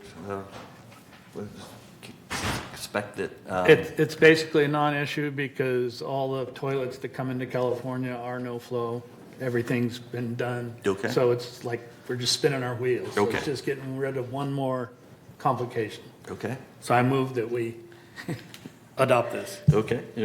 Thanks. Or eliminate it. All right. I have a second to his motion.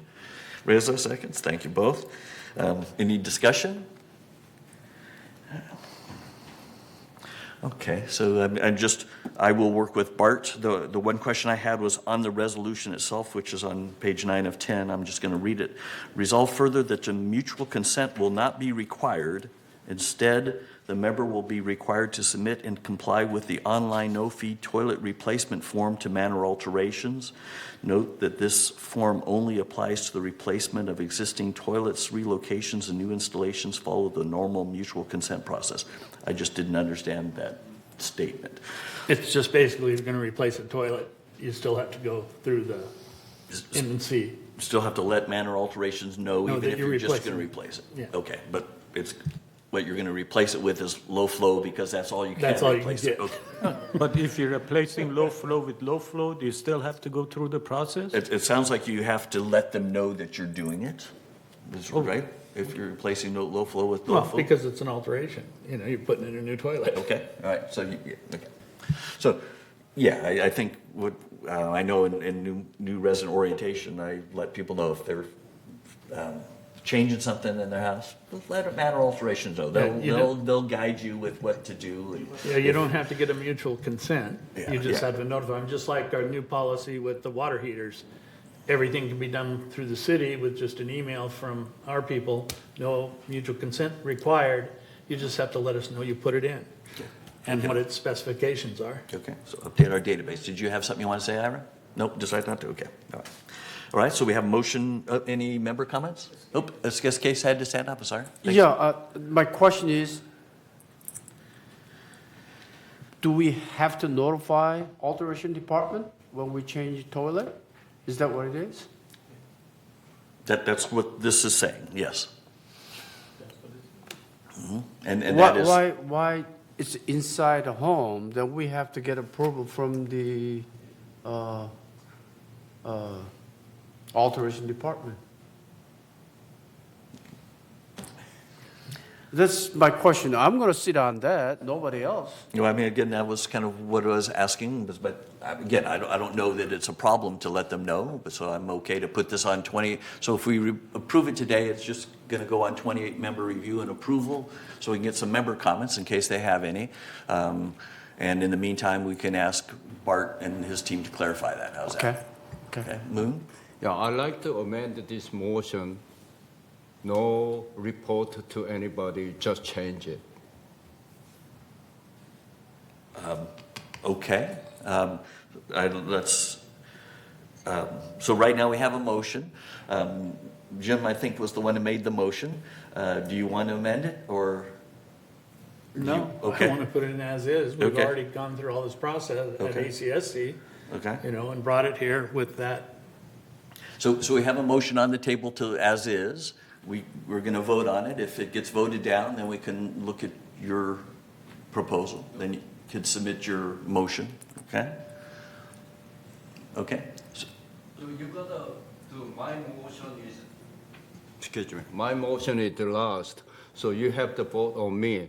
But problem is I don't have a second, so my motion dead. Okay, well, I basically. didn't ask for it to be I seconded. didn't have any second. Okay, yeah. I didn't ask for it to be seconded, so anybody want a second? I'll second. Okay, all right, okay. So- Then my motion have to be discussed first. Okay, all right. Thank you for clarifying that for me. I'm not as up to Robert's rules probably as I should be after all this time. All right? Ralph, you have a comment? I have one question. How about removal and replacement of the same toilet, as long as it meets the standards? For instance, if I'm on concrete, I'm not worried about leaking to somebody else's manor. And if I have a leaky seal or something like that, and I remove the toilet to replace the seal, does it need approval for that? Not that I'm aware of. You're asking to Okay. replace a seal, not Just replace the yeah, toilet. remove and replace the same Yeah, toilet. Yeah, so no. Okay. Just Ira? clarification. Yeah, so just to clarify even further, this is not asking for permission to change a toilet. It's just letting alterations know that you did change a toilet at some point in time. Yeah. It has nothing to do with repairs. If you're putting in new guts or a new flapper or whatever, that's not covered. But that's the original motion. So if the process, can you change the motion, Paul, to, and the mover and seconder on this for us? Yeah, I'll update it in my notes. Okay. So right now, we're talking about voting on whether or not to not require, sorry, let me see what this is again. To To Moon's eliminate amendment to the the statement of original. compliance, but not require that manner alterations be notified. Okay? So that's what currently is up. All right. Any further comments? Do we have any member comments on this topic? Didn't think so. All right, okay, so we vote on this amended motion.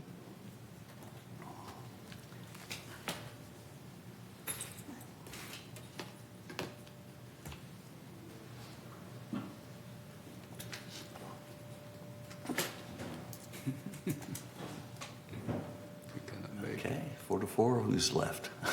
Okay, all right. Okay, so this motion didn't pass because it's a tie. So the amended motion was 4 yeses, 4 noes, 1 abstention. Okay. Do you want to remake your motion, Jim, for the? No, we just go back to the Just original go back. motion. Oh, go back to and the vote original on it. motion? Okay, now we'll vote on the original motion. How you doing there, Paul? Getting it all? All right, good. Okay, I'm not sure I am, so I'm glad you are. Okay.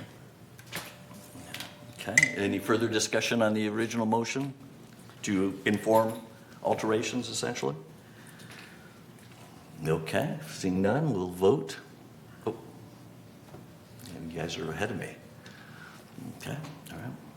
Okay, and again, we're just voted to put this on 28-day member review and comment, and we'll see how that progresses. It passed, 8 yeses, 1 no, 0 abstentions. All right. Thank you, board. Good discussion. All right. We're moving on to agenda item 12B, which is for the board to entertain a motion to approve the elimination of the manor alteration conformance deposit fee. These updates were also recommended by the ACSC, and today we will be voting as to whether or not to submit this forward for 28-day member review and comment. So given that there's no staff to talk about this, my understanding in working with Bart, we had a conformance fee a while ago that we wanted people to kind of put, and then we would give it back to them just to make sure that they completed their alteration as they submitted their plans for. And it's become, oh, yes? Sorry, I'm This is Alan Alan Grimshaw. Oh, the Manor okay, Mr. Alteration Grimshaw. Manager. Good to meet you. Bart couldn't attend this meeting, so he asked me to step in at the last Okay. minute. So I'll be happy to try and answer any questions that you have regarding this. Okay. Why are we asking the board to eliminate this fee? Fair question. My understanding is that we originally required this fee and it was approved in order to expedite the manor alterations process to help to motivate the resident members to be accountable as they went through their projects. What was intended originally to help actually turned into a burden. A couple of things happened to make it that way. One, COVID-19 happened. It stopped all construction for a period of time, so it left a large deposit fee unattended, unaccounted for. And then when we began to try and implement that fee, it took more staff time than anticipated. It also made it an accounting nightmare to try and process this as desired. The consensus then after review was that it's not doing its intended requirement. Okay. So why continue to require this fee? Okay, got it. I think that's Ralph. So are there, does the mutual have some deposit fees that we're holding right now? And if so, do we know how many and what's We the do status have of getting some, those back? actually, there is, I can't give you the exact number, but there are a number of projects that have not closed out for various reasons. Okay. So any of those projects that haven't closed out still have that deposit fee on file. Okay, so we're effectively getting rid of it going forward, but for the We people are. that have submitted it, we're continuing to try to use it for the intended purpose, which is to make sure they completed their project. Yes, we're Okay. also trying to follow up on all these open projects for one reason or another that haven't been completed and close them out. Okay, okay, got it. Okay, any other questions from Mr. Grimshaw? Yes, Moon? Yeah, I'm all for it, but I I want to be this effective on the day of its approval, not retrospective. It doesn't go to retrospective. I want to be effective on the day of approval. That's correct. It will only be once approved moving forward. And we already haven't been doing it since what month? Well, we haven't been doing it for a while. I don't know, candidly, if we reintroduced it after COVID-19. I think once that happened, we stopped being proactive in that. So right now, we're just trying to clean up all the open projects and get the fees either returned or deposited. Okay, good. Thank you. Thanks. Good. Okay. Any resident? Have been any instances that we haven't returned the 300 due to the violation, or we always return it? If I understand your question correctly, are we in violation? No. Has the member been in violation, so you forfeit the 300 or whatever they paid? There has been any instances There that is- the community kept the 300 and never returned it? There is fees waiting to be either processed or returned. That doesn't happen until the projects receive a building final. So it's always been returned? At the end, when the project is closed, when we get finals, then that money is returned. And there wasn't any instances that the project had problem and we kept the 300? Not that I'm aware of. Okay, that's all I want to know. Thank you. So my understanding is this is just to try to speed them up. I know, but, Okay. if there was instances that we kept that, I would Oh, see how many. okay, yeah. That we kept it all, Okay. but if we don't, then. Okay, fair enough. Okay. All right, any other questions? Did we have a motion on this one already? I'm sorry. No. Okay. Can I get a motion to talk about this further, to put this on 28-day member review and comment? Before we discuss it further, Jim moved. Reza seconded. Thank you. Any further comments? Questions? Okay. All right. And Paul, any member comments? Okay. All right. It's now time for us to vote. Again, we're voting to submit the elimination of our manor alterations conformance deposit fee forward for 28-day member review and comment. We are a little bit ahead of you. Unanimous. All right. Okay. So this passed unanimously, as Jim stated, 9 yeses.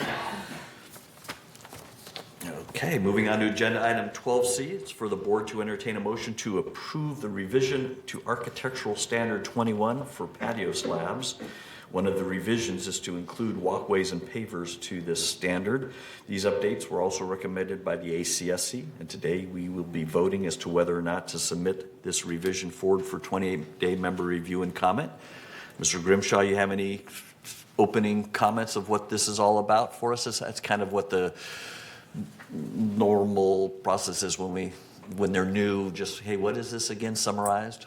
It's so clear. Thank you for jumping into to do that. Certainly. I'm here if you have questions on it, but the brief overview is we are adding to that the walkways to that, and we're updating the construction methods itself, making it a little clearer to understand what's required for an approved patio slab. Okay, any questions? This is, since I haven't been involved, I just asked you, sorry if I asked bad question, but this is just for the slab, not for steps that they put in the common area, or just the slab? Okay, because the other one, there always have been problem with the, landscaping, that you don't want, those stones anywhere. So this is just the slab. Okay, thanks. Well, and it's also to comply with the other standard we just updated of standard 12 on the floor coverings. And so they were kind of in conflict with each other. So we added cleared to that it up. and made it more specific as to the construction methods so that we wouldn't have a problem. Thanks. Section 2.4 mentions that in no case will concrete cover over sprinklers, sprinkler lines, and other related items. Sprinkler lines specifically, how will that be determined? How will we determine whether there's a sprinkler line underneath somewhere, or if it's not being used, if it's been turned off somewhere along the line? During the initial construction process, when you grade or dig down in preparation for the slab, it'll be evident. Anything running will become evident, or running underneath that. Is that what you're asking? I'm sorry. Possibly. I'm just, if a mutual consent is approved for me to add a little cement slab somewhere, and my contractor digs underneath it and notices stuff, but you've already approved it, I don't know what the member might do in that situation. Well, so it'd be better if there was a proactive way, and so I was just wondering, is there a proactive way that we would know? And because I was guessing there really wasn't going to be such a thing, because I don't think we know where our sprinkler lines are after 60 years. And you are correct. The process of adding a patio slab, that statement is really meant to clarify if in the construction of the slab, one, you notice a sprinkler line, then that needs to be dealt with. Okay. Two, if in the construction of a slab you are not allowed to run any water lines, sprinkler lines through that new slab. But you are correct in that if there is something 12 inches below, we're not going to know, or the member's not going to know. And there's no practical way to, short of them digging unnecessarily that deep. So no, this won't cover that. Okay. They still will be there after the slab is. Okay, all right. So I might suggest that when Bart gets back, if you can just kind of mention my comments to him and see if there's any way of making that a little clearer to what you just outlined. Absolutely. Yeah. That'd be great. Ira? So I don't think there's going to be too much of a problem with patio slabs, as the landscaping was put in post-slab, original slab, and nothing were underneath. It's driveways that have the issue that you're referring to with pipes going underneath. But all the original slabs that I've seen for patios, they put in the patio slab and then work around it for the irrigation. So there shouldn't be anything, theoretically, underneath the original slab. I hear you. And kind of depends, over the years, there have been patio slabs that have these weird cutouts, and it's kind of in some of those cutouts that they might have had plants 50 years ago, and somewhere along the line took out those plants, and now we may allow for that cutout to be filled in with concrete, since it has no value other than a piece of dirt otherwise. And so that was the situation I was. But I appreciate that. I don't think it's a big risk, is what you're saying, and I agree with you. I just was curious when it said it won't be allowed, how we would know. That was all. And the other point was where it's obvious. In other words, if landscaping has put sprinklers in for some reason, because people requested them on the interior of their exclusive use common area, we don't want them to use potable water. So that may have happened. So something obvious like that, it would mean abandoning what exists and capping it off at the point of origin. Okay, sounds good. Thank you. You have a question? So can I get a motion to approve this and put it on 28-day member review and comment period? Jim moves. Ira seconds. Thank you both. Any further discussion? Okay. Any member comments, Paul? Okay, all right. It's now time to vote. Again, we're voting to submit the revision of Standard 21 for patio slabs forward for 28-day member review and comment. All right, and this one passed unanimously as well. Thank you, board. Moving on to agenda item 12D is for the board to approve committee updates. These are minor assignment updates and include removing some advisors from the third M&C committee as they are no longer able to volunteer, adding Reza as an alternate to the GRF Broadband Ad Hoc Committee, deleting the third board representatives on 2 GRF committees that the GRF board has eliminated, and reinstate Ms. Moore as the third representative for the GRF Select Audit Committee. Can I get a motion to approve the committee assignments? Well, let's get a motion. I have and a then question. We'll talk. So, SK, you moving? Yes. SK moves. Reza seconds. Moon, you have a question? Yeah. To select the audit committee, the Andy got removed, and then we have a Peggy Moore, must be advisor.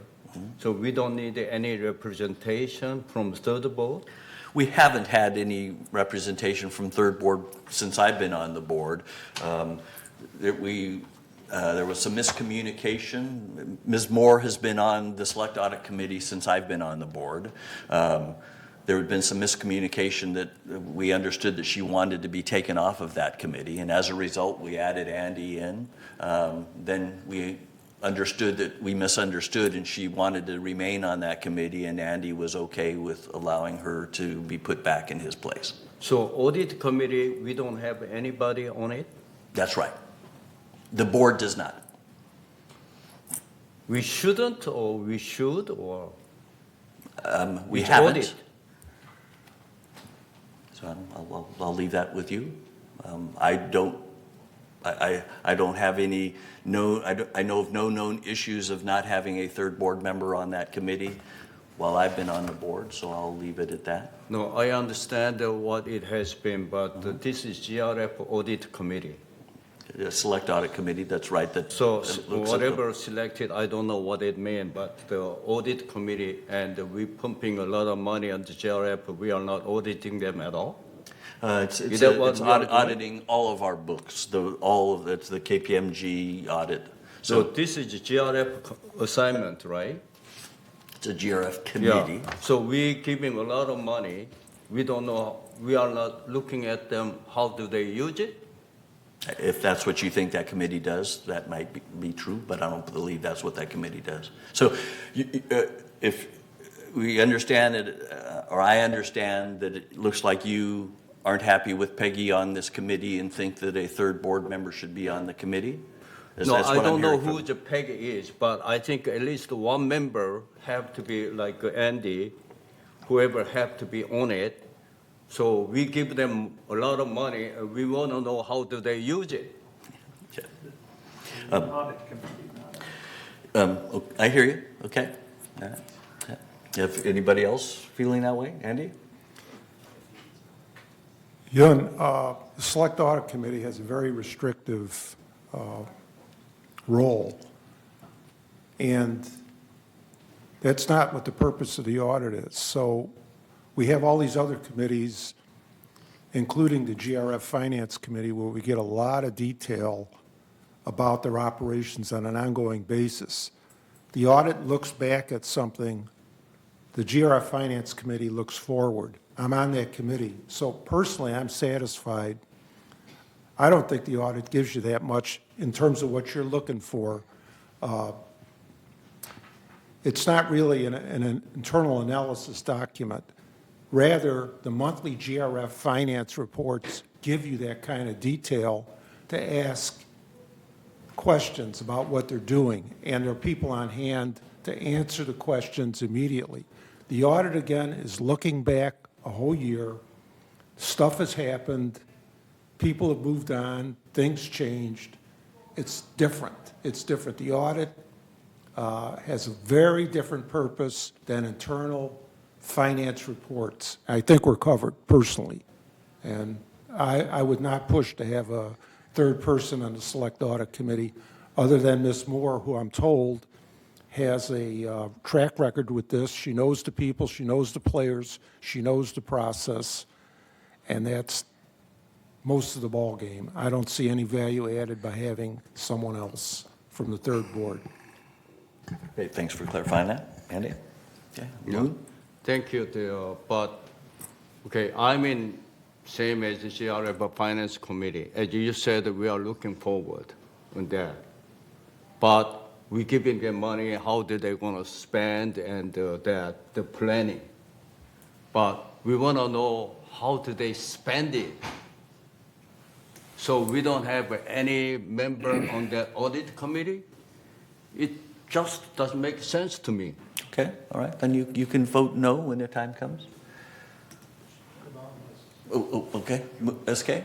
Yes, my question is, the Peggy Moore, does she report you or inform you about the auditing result, or? No.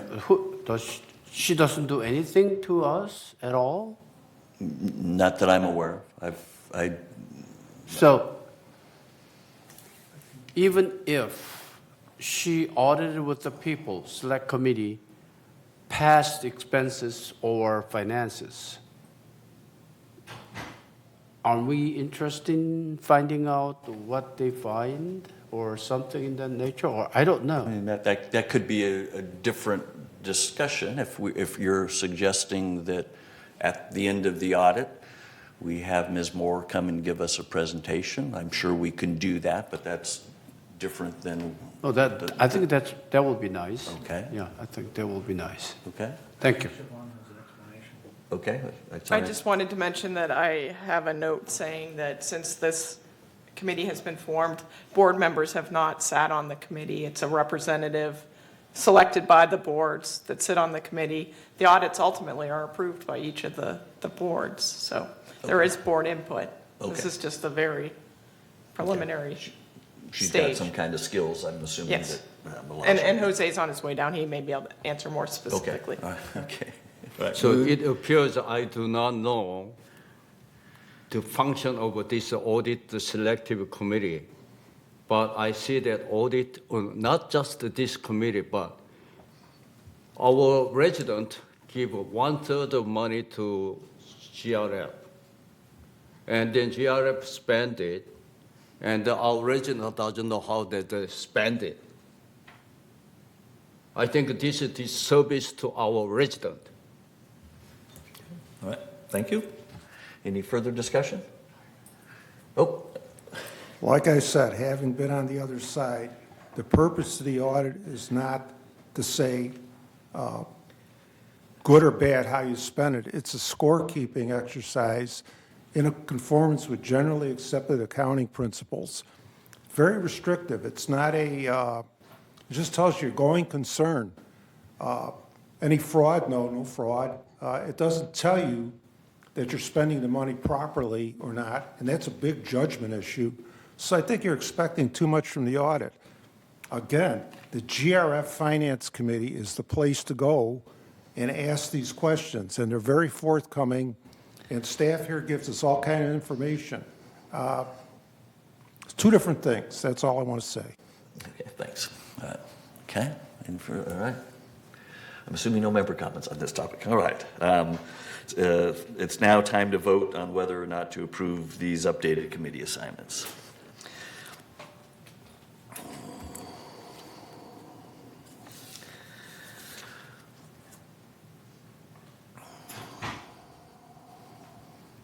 All right, so this passes, 8 yeses, 0 nos, and 1 abstention.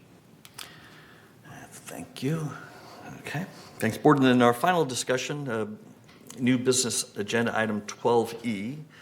And this is for the board to have an open discussion regarding whether or not we should proceed with surveying our members, the members of Third, and if so, how to proceed. I shared with the board director some results from a survey of Third members that was done about 10 years ago, and some initial comments that I received back were that performing another survey might be a good idea. Does anybody have any thoughts on this topic? If not, we can move on. Moon. Now, I'd like to have some kind of data or through the survey or whatever. We don't have a lot of information of our resident. Their financial situation is very sensitive, or their health situation, their demographic situation. And some people are barely making it. Let's say we have 30% of people are barely making our HOA. We should not raise it. If we have only 2% of people are making it, or hardly to make it, we should raise it higher. But we make a lot of decisions here without any of those the information. So if we do, I like to have, if it's possible, I like to have a survey so we have those information coming to us, so we can make a more intelligent decisions. Okay, all right, thanks. Any other comments? SK? Yes, I also like to have some survey regarding top 5 or top 3 that we discuss about the third mutual survey that you brought to us this morning, like landscape issues and those. Maybe we can bring it up. Maybe top 3, landscape, MSC, and HOA.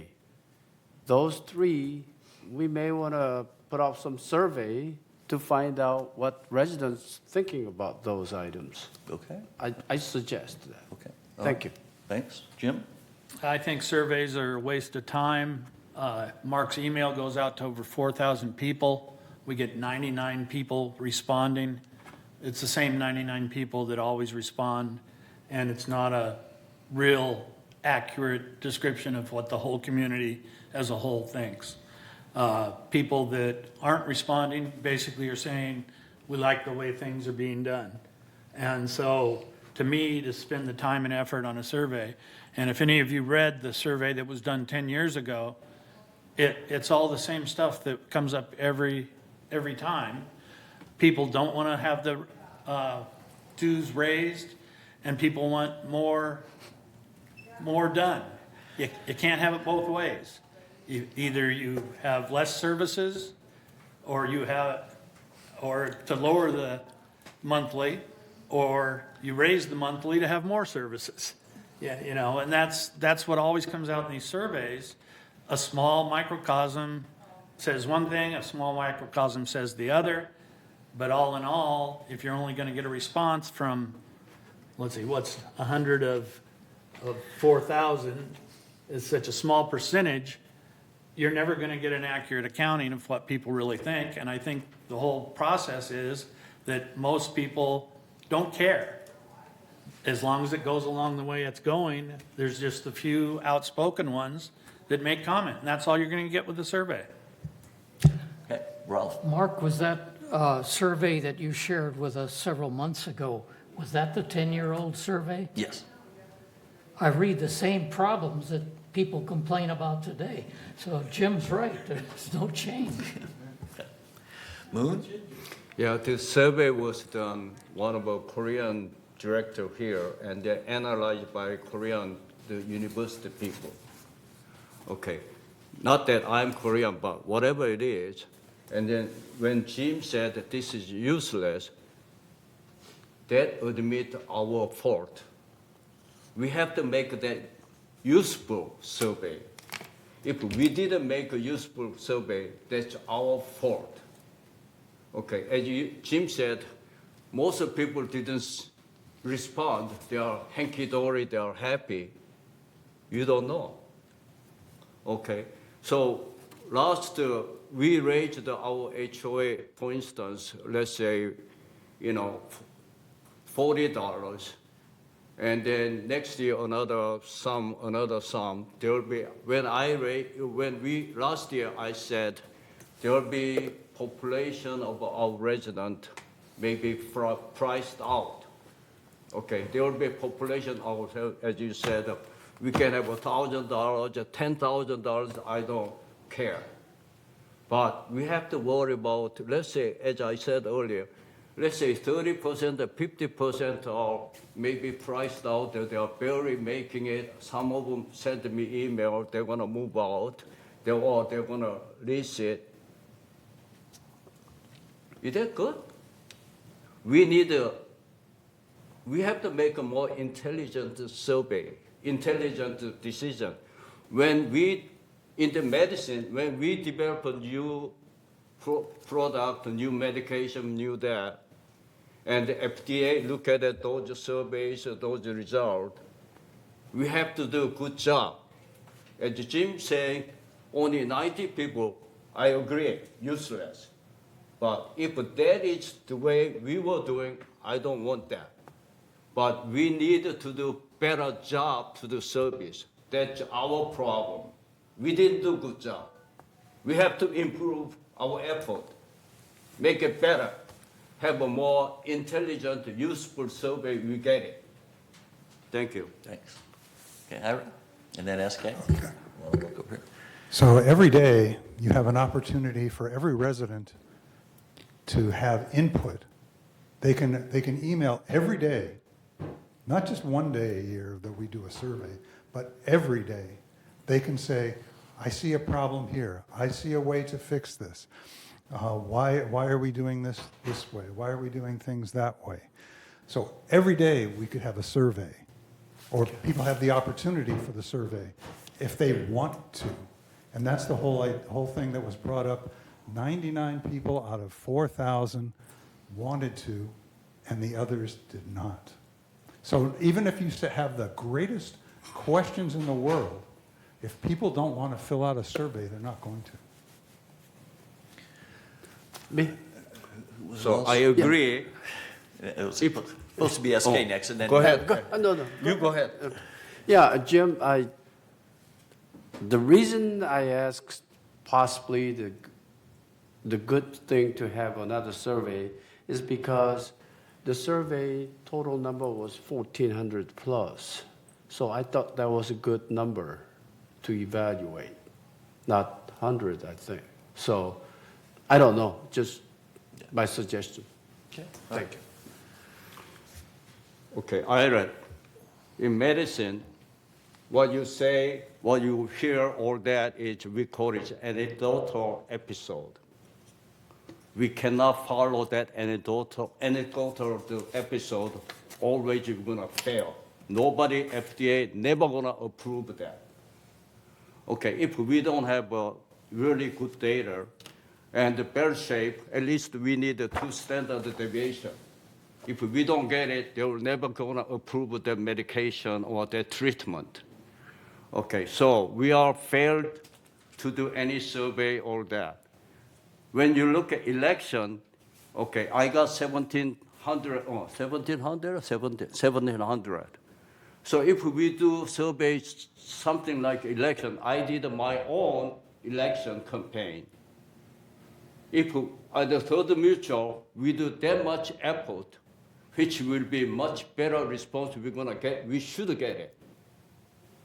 Okay, just I did and Andy did. Andy got 12 something and something like that.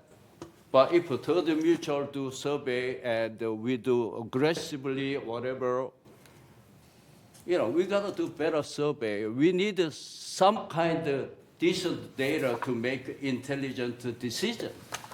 Okay. So the United Board is interested as well in surveying their members. Moon, would you be interested in being on a little task force committee to maybe with somebody from United to start talking this through and thinking about it in a little more detail? I'll be glad to. Okay, all right, okay, sounds good, thank you. Andy? I just want to point out, usually we have a monthly town hall meeting, and people come with very specific questions about stuff that affects them. We could briefly have a section in that where, for example, we say, all right, landscape, what do you think about landscaping? And maybe they have a dialogue and try to elicit some information that way. Instead of being ad hoc, we allow a little time for people to just give their feelings about it. I know that United, I've gone to a couple of their things, and they usually have a presentation of sorts in their town halls, and we don't. It's more free form, open-ended. Perhaps, maybe we could ask on a specific area for some input, just give and take kind of thing. Nothing very formal, but as part of our town hall process, versus it being strictly ad hoc, but more, we can also focus it at a point where we ask, what do you think about landscape? What do you think about maintenance? That kind of, or very specific, you know, you could, damage restoration. What do you think about damage restoration? And we can get people to talk about it. And we might also even say that ahead of time. We're also going to ask you about damage restoration at the next town hall meeting, how you feel about it. So people come, the interested people will maybe show up and have their questions focused better than just off the top of their head. That's my only suggestion. Thank you. SK? Yeah, quick question, Andy. How was participant? How many people came to the town hall meeting when you went there? We get, 20 people. Yeah, okay. It was more initially. And Okay, thank you. It's getting better. And I get your point, but again, people, if they don't have an ad hoc issue, why are they going to go? Okay, thank you. That's all I. Yeah, okay. When I had last year for the non-English, I cannot say non-English, Korean town hall meeting, we have about 100 people come over, okay? We could not take all the questions, okay? Then also I had a problem, they were all writing in Korean. I have to translate, I didn't have time. I still have package in my desk. I sent it out to several of them, but I have to translate. I'm sorry, I'm pretty busy, this and that. So I was thinking, contemplating do it again, but I'm very afraid. I need some kind of volunteer. So far, I haven't got to that far. Okay, good, thanks. All right, we will, I'll submit your name to the United President, and we'll see if we can work together to get something started. It sounds like worth continuing to discuss. I just want to say, if you have a Korean town hall, let me know. I'd be very interested in attending, but somebody's got to translate. Okay? I don't have time to translate for you. Sorry. All right. So thanks for that discussion, Board. Appreciate it. We're going to move on to agenda item 13. And this is where members of this board will share our monthly committee status updates, starting with a report of the Finance Committee. Andy? Okay. Oh, there's an addendum to the agenda for item 13A. I hope you all got it. It's the slide presentation that we used to do, and we kind of waffled on it for a while, but a couple things have happened why it should be included. And one of them is the fact that we went from a committee of the whole for the Finance Committee to 5-member. So a lot of the board members aren't at the Finance Committee meeting officially. Secondly, the Finance Committee meets every 2 months, so there's a gap in terms of information. So we're thinking now that we'll keep the handout of the slides because it's information that's missing on an inter-month period. It also focuses attention. The presentation that we had before, personally, I'm not satisfied with it. I think there's too much scorekeeping. I'd like to see it more focused, and we're working on it. The November report that you all have gotten is a transition to that final product where we put in some information that clarifies the actual numbers. In other words, if you just show a number without any reference, it's what I call a naked number. You don't have a point of reference. It's just what it is. So we're moving towards more of variance analysis. And in December, I'll be working with Steve Hormuth and Jose Campos to change the format a bit towards this end, to focus the information. Additionally, when you're working with slides, you have to be careful. If you put too much on a slide, they're hard to read, especially, now if you got a piece of paper in front of you, that's one thing, but if you have to look up at a slide or you're on a CRT screen somewhere, on a Zoom, it's tough when you got a lot of numbers. It's an art to get that boiled down to giving enough information without overwhelming or confusing people. So we have a transitional product in November. We're working on December, and we'll get that fixed going into 2024. So I hope you all have the board, they all have the slides, and we could actually have Jose cover them if you'd like. And then if you have any questions about it, please do ask.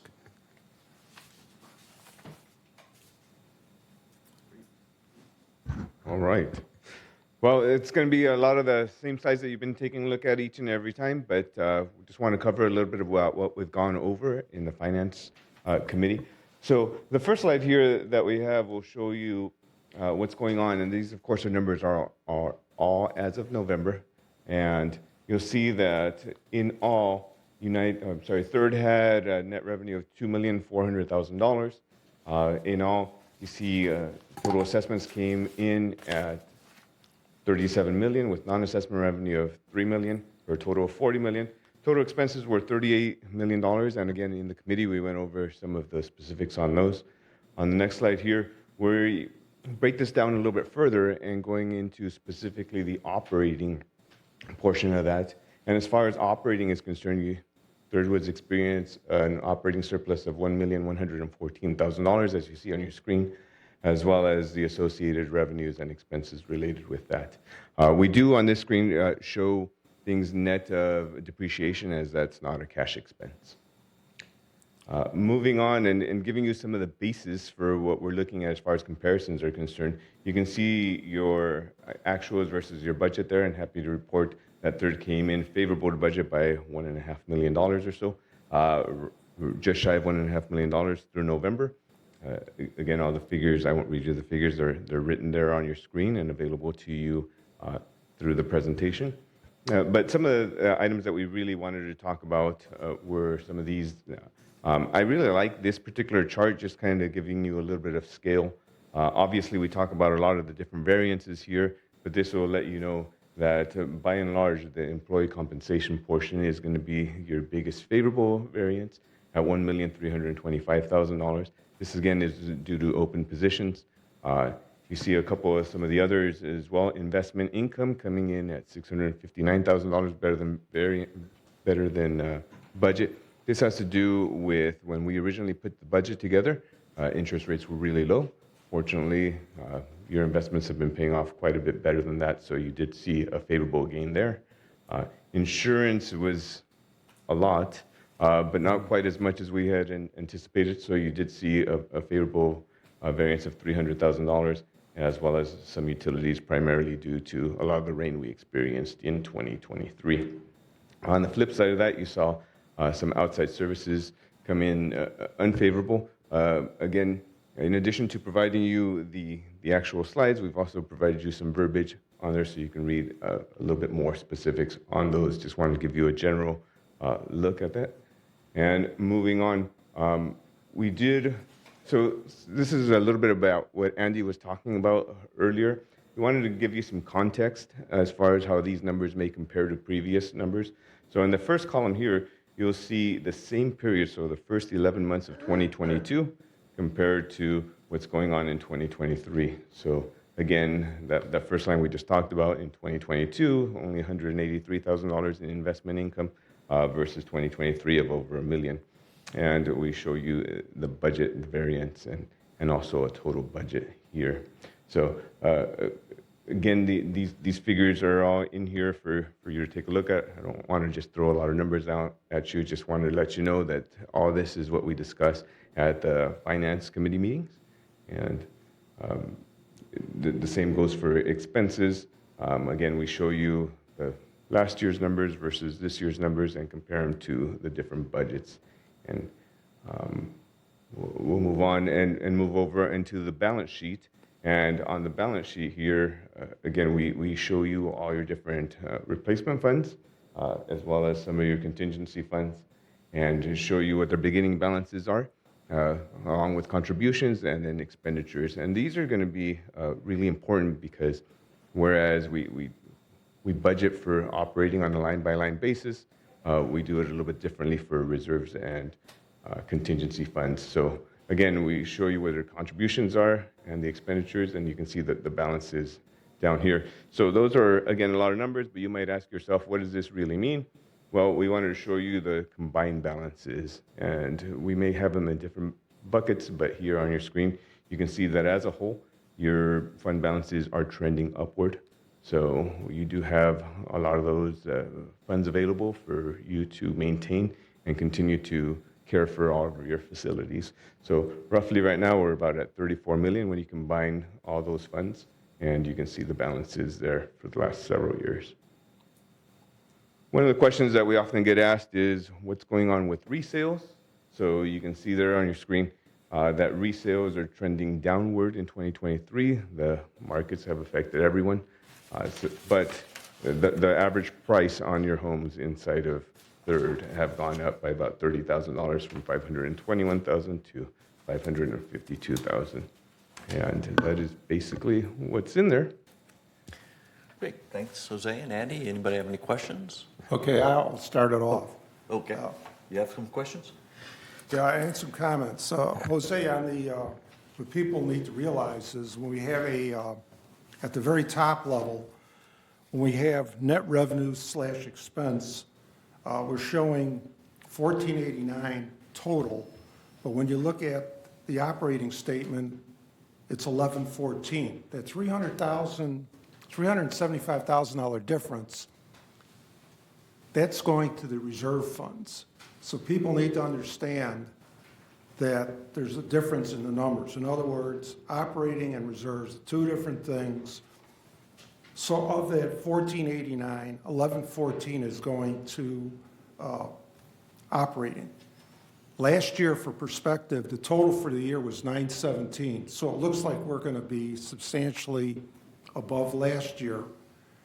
Although conceptually, I think we ought to be working to minimize that number. It'd be nice to have zero. You know, if we could budget that way, that would be great.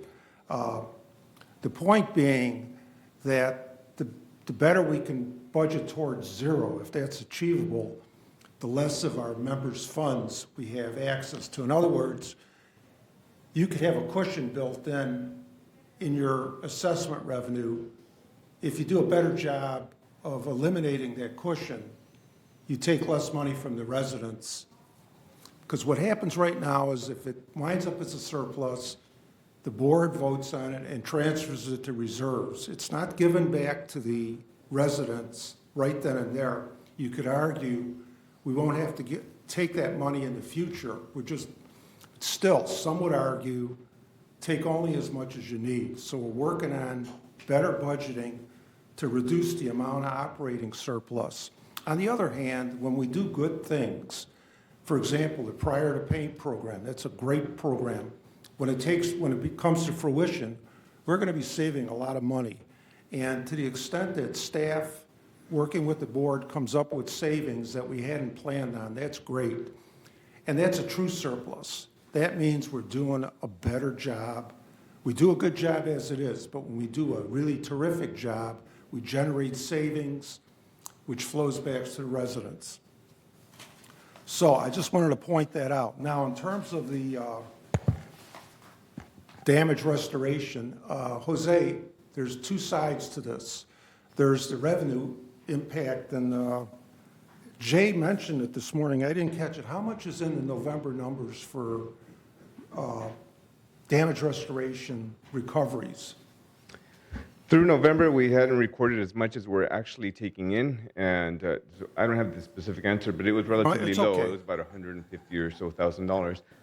But there were more hearings that were had. So Yeah. by the end of the year, we accrued, or we will reflect a lot of those revenues coming in to Third. I want to say that number was a lot higher, like triple or quadruple. Yeah, I saw a number of 882. And so we'll, again, I forgot this. Do we book that when it's assessed, or do we book it when it's collected? We book it when it's assessed. So as soon as you have your determination hearing and have found that the charge rightfully belongs to the resident, at that moment is when it will be recognized as revenue on Third's books. So the 882 is, we're not going to get 882. It's going to be something less than that. And that difference will flow into 2024. Correct. Okay. Correct. On the flip side, the people that are working on damage restoration cost something. So, and they're in the, are they in temp, or are they in outside services? For 2023, the board has approved a supplemental appropriation that, yes, It's to answer in your question, outside it was in services. outside services, and it was something that was a supplemental appropriation that was provided by the board for 2024. Those figures were already included in your regular wages. So the point is, it's in two different places, and don't focus just on the revenue side. There's also a cost side. You got to spend money to get money. So in the future, we will have that to show the net amount that we're generating from this. We're still going to get a lot of money from this, but we need to show the net of the two items, and that's coming down the road. So it's partly in the numbers today. In terms of the employee compensation variance, and focusing on variances, it's exactly what we would expect. If we can't hire people, we generate a positive contribution. However, the work still needs to be done. So we go to outside contractors, and they come in. And so you would expect, if we don't hire them, we have to pay more for temporary help. And in fact, the outside services, it's a little larger than I expected, but the unfavorable variance in outside services partially reflects the fact that we didn't have in-house labor available to do this stuff, but we did this stuff. So you always need to look at those two things together. I'm not sure that outside service in total, I'm missing professional fees and that sort of thing. But generally speaking, would you agree, Jose, that if we can't do it internally, we have to go outside, and so that's going to show up as a more money spent on outside services? Yes, we see that especially in landscapes where you see a lot of savings for gardeners that we can't get, and then we turn around and then we hire them from the outside. So the bottom line, 2/3 is the same, but they're just in two different categories. Okay, final question I have is on insurance. We're running a favorable variance of $306,000.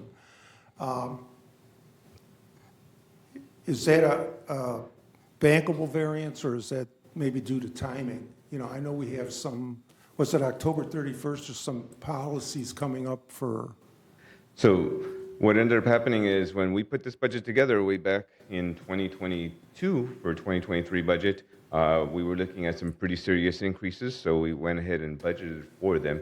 We did budget an increase for the October renewal. However, the increase didn't come in as steep as we thought. So to answer your question, yes, it is a bankable variance. You will end the year with a favorable variance in insurance. I just thought of one final thing, and that has to do with investment income.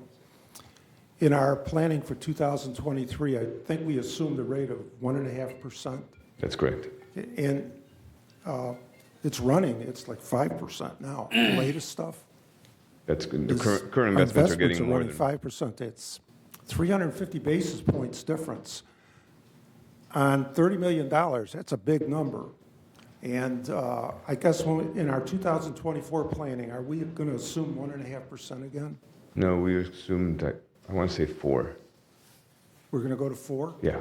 It's to be determined. I mean, they'll propose something, but the board will talk about it and decide. Okay, and so my point is that this big variance from a budget standpoint, investment income, next year is going to go away. So the past is no predictor of the future. That's what I'm saying. And we should see a lot less favorable variance from investment income next year relative to the budget. It doesn't mean we won't get that money. It just means it won't show up as a variance that we're planning for it. And again, that's my earlier point.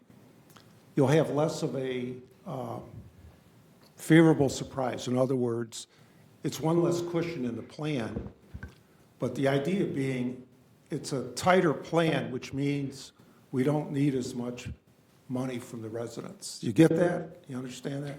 Okay. All right, that's all I have. Thank you. Anybody else? I think SK had a question, maybe Moon? Yeah, my question, Jose, is just looking at the data, it could be close to $1.5 million surplus. That's the favorable variance Yeah, we're running favorable through November. variance. That means over budget. No. One way or the other.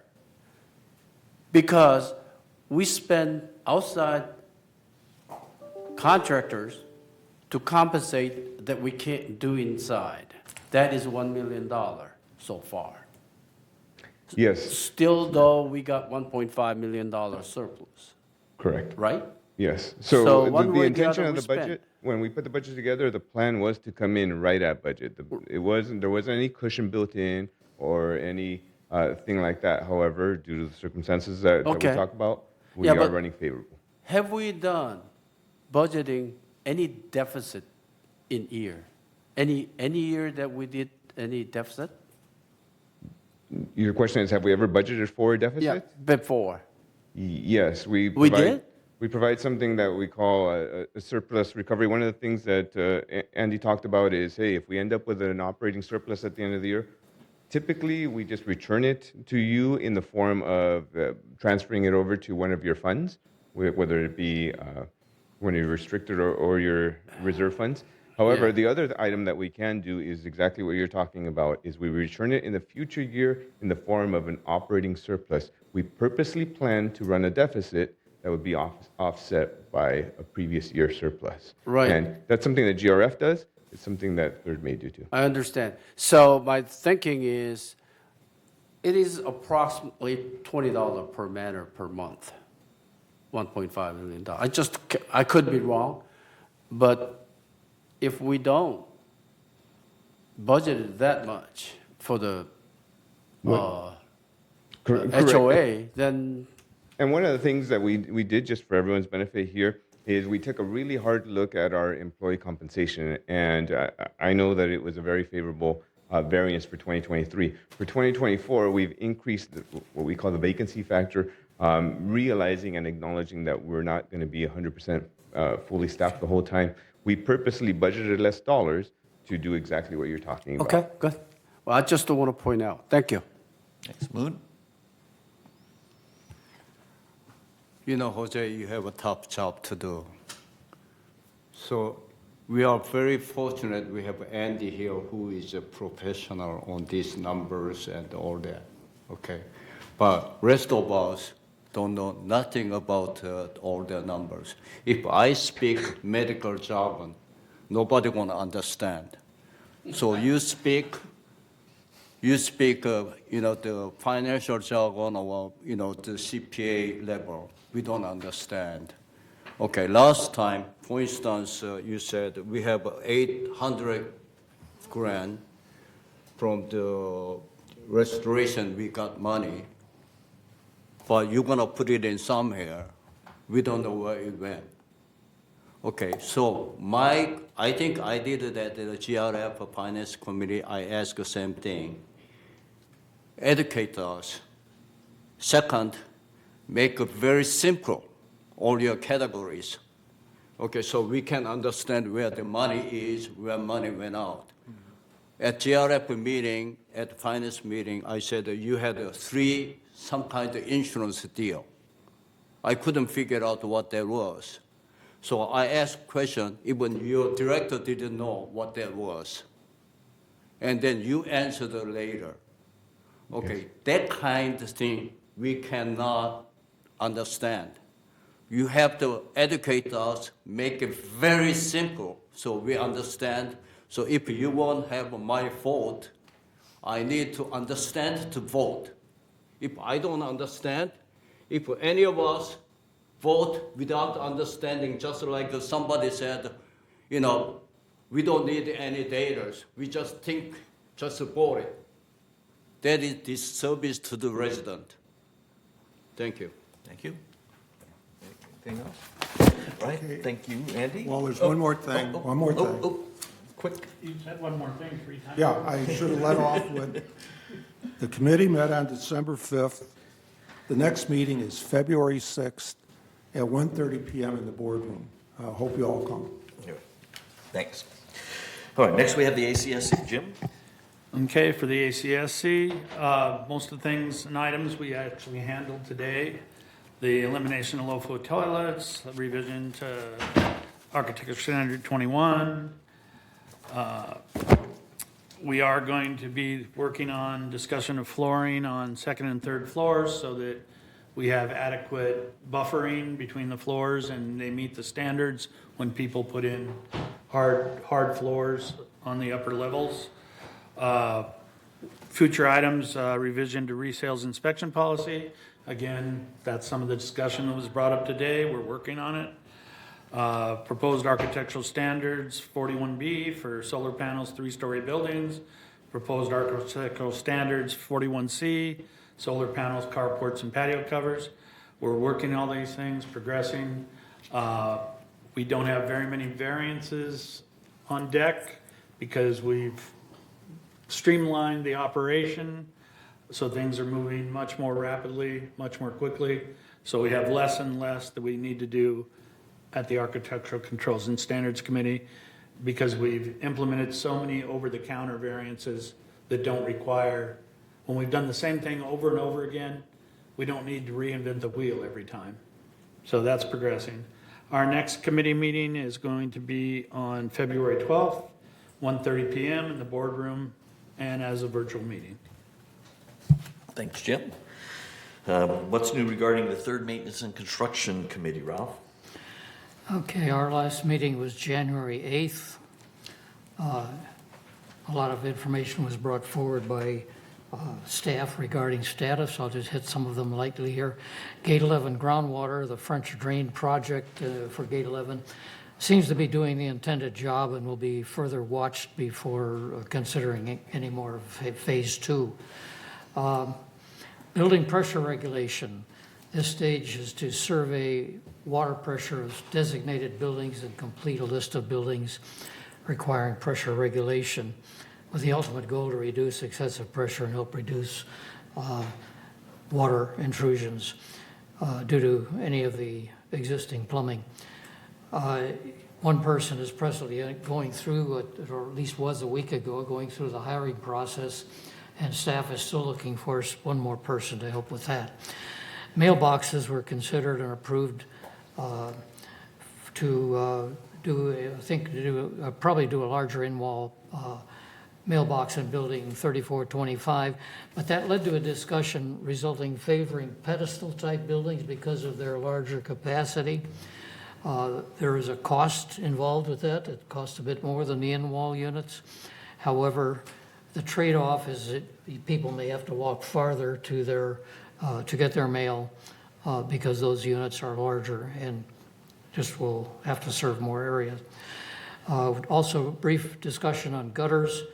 Gutters are required on mutual buildings to control water runoff and prevent damage to fascia, foundations, and so forth.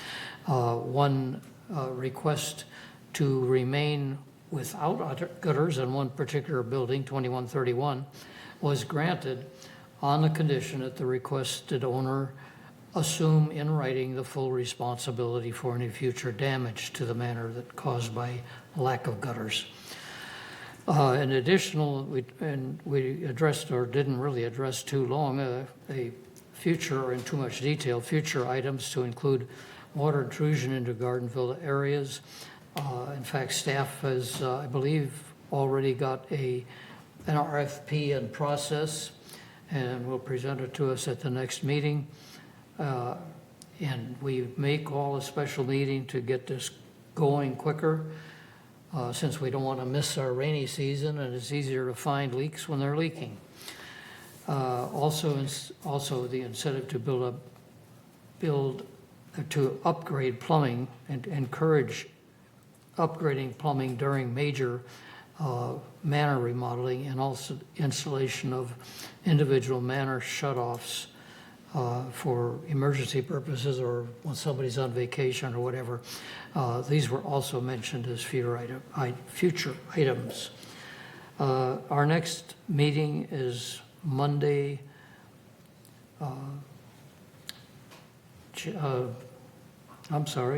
Monday, and I think it's February.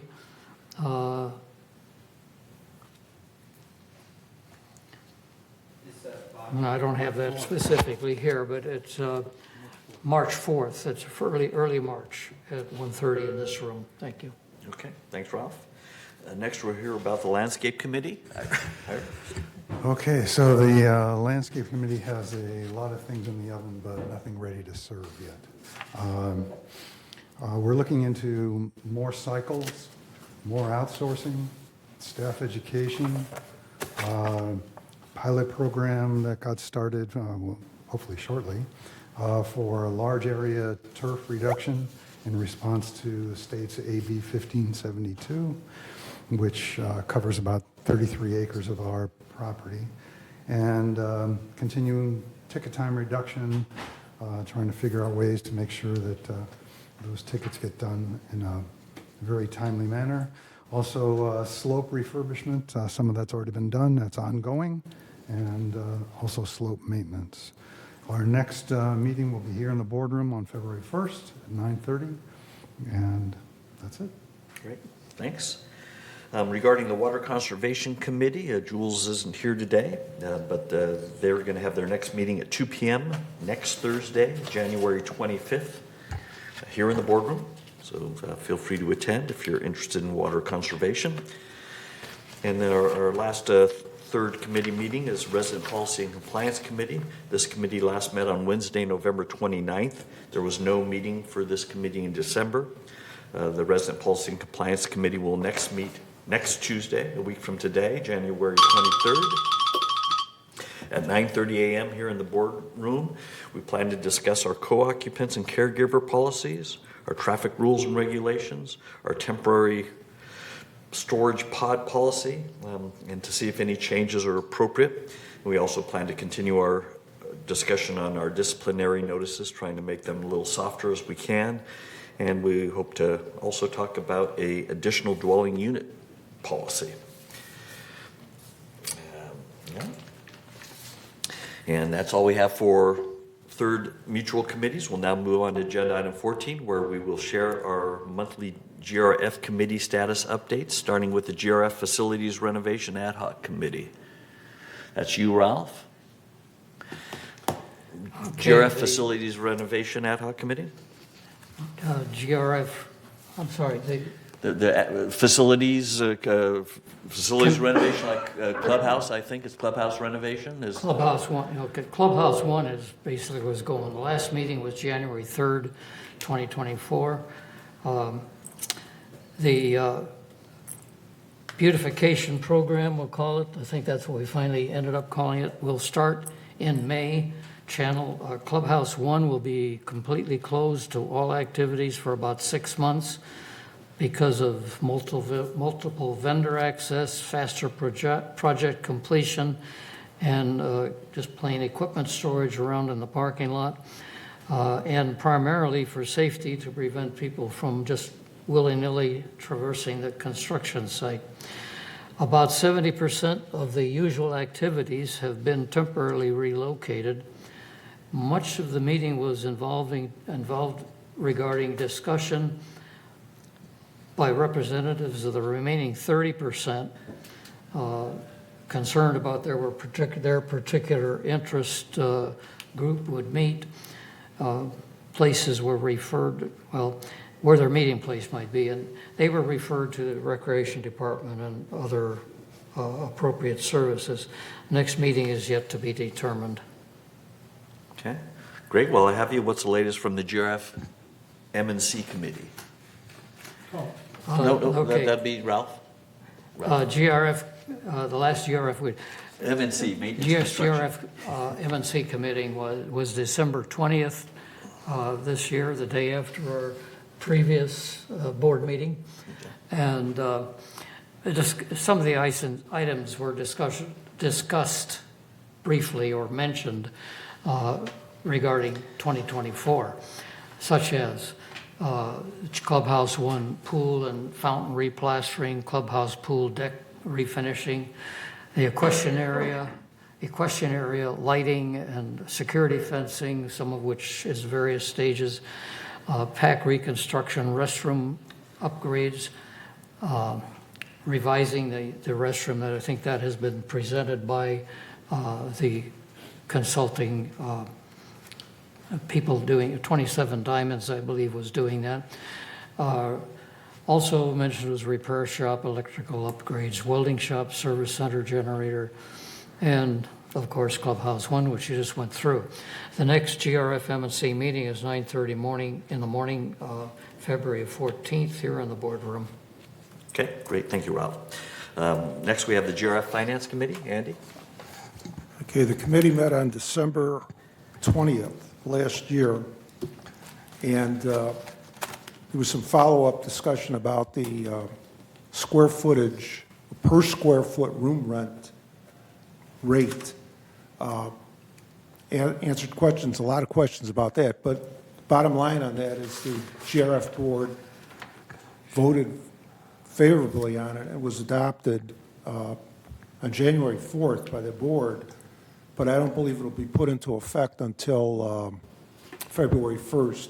There's some housekeeping issues. And it was pretty well received. I was surprised by that, but it's a consistent approach that treats all rentable space equally, and it also introduces an adjustment factor, an automatic adjustment factor based on an inflation measure. So it avoids having to come back for additional rule changes, additional rate changes, because per the formula, they can be determined ahead of time. The next meeting will be February 21st at 1:30 in the boardroom. Okay. Thank you, Andy. What's the latest from the GRF Media and Communications Committee, Jim? The Media and Communications Committee is being revamped. The charter's being changed. What's happening is that M&C is only going to be responsible for content and those kind of publications, no longer responsible for physical facilities of the cable TV, that kind of thing. They've been changed from a department, and they're still in the process of changing all this. So it possibly will be Media and Communications will become a division of some other higher level department. And along with that, the Media and Communications will only be meeting quarterly now instead of every other month.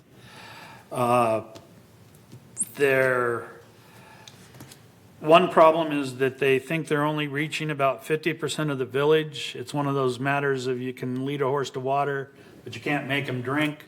We have so many different means of communication that are provided to people, whether they read it or not. We can't help that. Everyone gets the Village Breeze delivered to their unit, and people don't read, people don't communicate. They come back and say, well, nobody told us that. Well, we show them where we told them from the Village Breeze, we showed them in the Globe, we showed them on emails, we showed them on what's up in the village. And so then again, we just need to encourage everybody to sign up for those emails, sign up for what's in the village, and actually read what's going on in the village so you don't think you're being surprised. TV6 gives you information. All this information is out there in multiple forms, so anybody to say, I didn't know, it was because they didn't even bother to look. Our next meeting, because we're quarterly, will be April, and it'll be to be determined, because it's a whole new change to the quarterly instead of every other month. Great, thanks. Andy, you have any updates for us regarding the last GRF Space Planning Ad Hoc Committee? Yes, the committee met on January 3rd, and it was more of a kickoff organizational meeting. And Jim Hopkins, the president of GRF, sort of set some guidelines for the committee operating.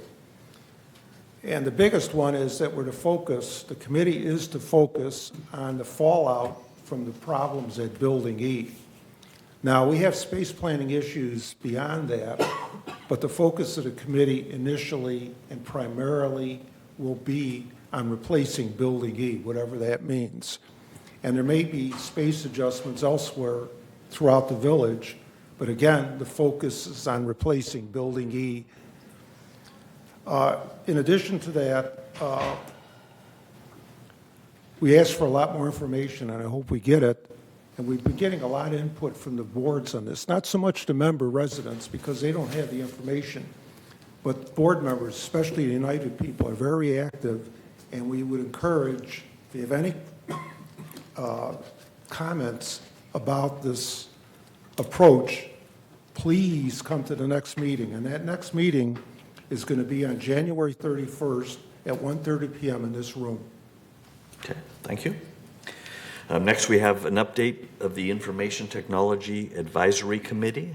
This committee, known as ITAC, is overseeing the development and implementation of a new village-wide computer system. We'll be implementing Dynamics 365, which is a Microsoft-based, cloud-based application developed to support large organizations. The first phase of Dynamics 365 will focus on our financial functions and activities.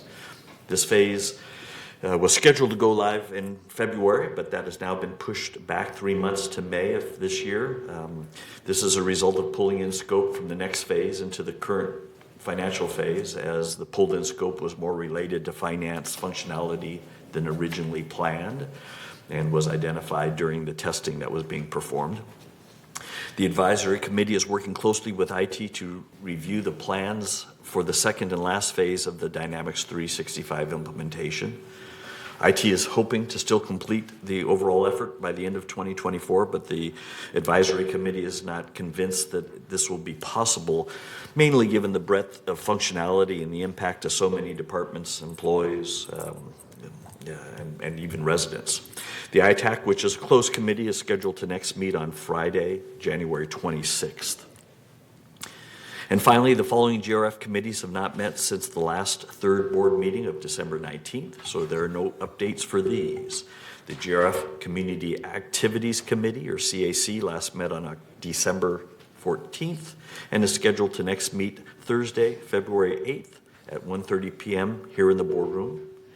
The GRF Mobility and Vehicles Committee last met on November 6th and is scheduled to next meet on Wednesday, February 7th at 1:30 p.m. here in the boardroom. The GRF Landscape Committee met on November 8th and is scheduled to next meet on Wednesday, February 14th at 1:30 p.m. here in the boardroom. The GRF Security and Community Access Committee last met on October 25th and is scheduled to next meet on Wednesday, February 28th at 1:30 p.m. here in the boardroom. The GRF Disaster Preparedness Task Force Committee, or just Task Force, I guess, last met on November 28th and is scheduled to next meet on Tuesday, January 20th. Excuse me, that's not right. I don't think. 30th. January 30th, thank you, at 9:30 a.m. here in the boardroom. The Laguna Woods Village traffic hearings last met on November 15th and is scheduled to next meet tomorrow, Wednesday, January 17th. The GRF Website Ad Hoc Committee last met on May 22nd, and the date and time of its next meeting is to be determined. And the GRF Broadband Ad Hoc Committee last met on November 20th, and the date and time of its next meeting is to be determined. And that concludes our committee reports. We're now at agenda item 15, which is for the board to note any items they'd like to be discussed at a future board meeting. So far on our list, we have the 3 items that we talked about today and put onto 28-day member review and comment, which are approving the elimination of the low-flow toilet statement from compliance, elimination of the manner alteration conformance deposit fee, and the revision to the Architectural Standard 21 for patio slabs. Is there anything else anybody would like to add to be considered for a future agenda item? Okay. Looking around, seeing none. That's great. That's fine. We can add them at any time. We'll move on to agenda item 16, which is for directors' comments. I'll go around the room and see if any directors have any last comments they'd like to share. We'll start with SK. SK says no. Moon? Yeah, any decision we're making here have impact to the resident. So whenever we make a decision, we have to think about the resident. And also, we have to make an intelligent decision. We just cannot raise a hand or down the hand, just guessing it. And hope, we are not the professionals. Some of them some of you have been here much longer than I am, but still that does not make a professional board member professional at certain items. So we do need the data. We have to make an intelligent decision, and we have to think about what the impact to the resident. Thank you. Thank you. Ira, any comments? No. Okay. Ralph? No. Jim? No more comments. No. Okay. Chris? Andy? Reza? Thank you. Okay, no. I would just kind of comment on what Moon said. Yes, we need to make informed decisions, and it's up to us to be prepared, read through the agenda packets, ask questions during committee meetings and during board meetings if there's something we don't understand. And hopefully we're all doing that, so appreciate that. Okay, our business for our open meeting has now been completed. At this time, the monthly board meeting will recess for 20 minutes, and then the executive committee will reconvene to executive session. Thanks, everybody, for participating. Mr. Wieneman for hanging out with us. And thanks to everybody else for listening. Always a pleasure.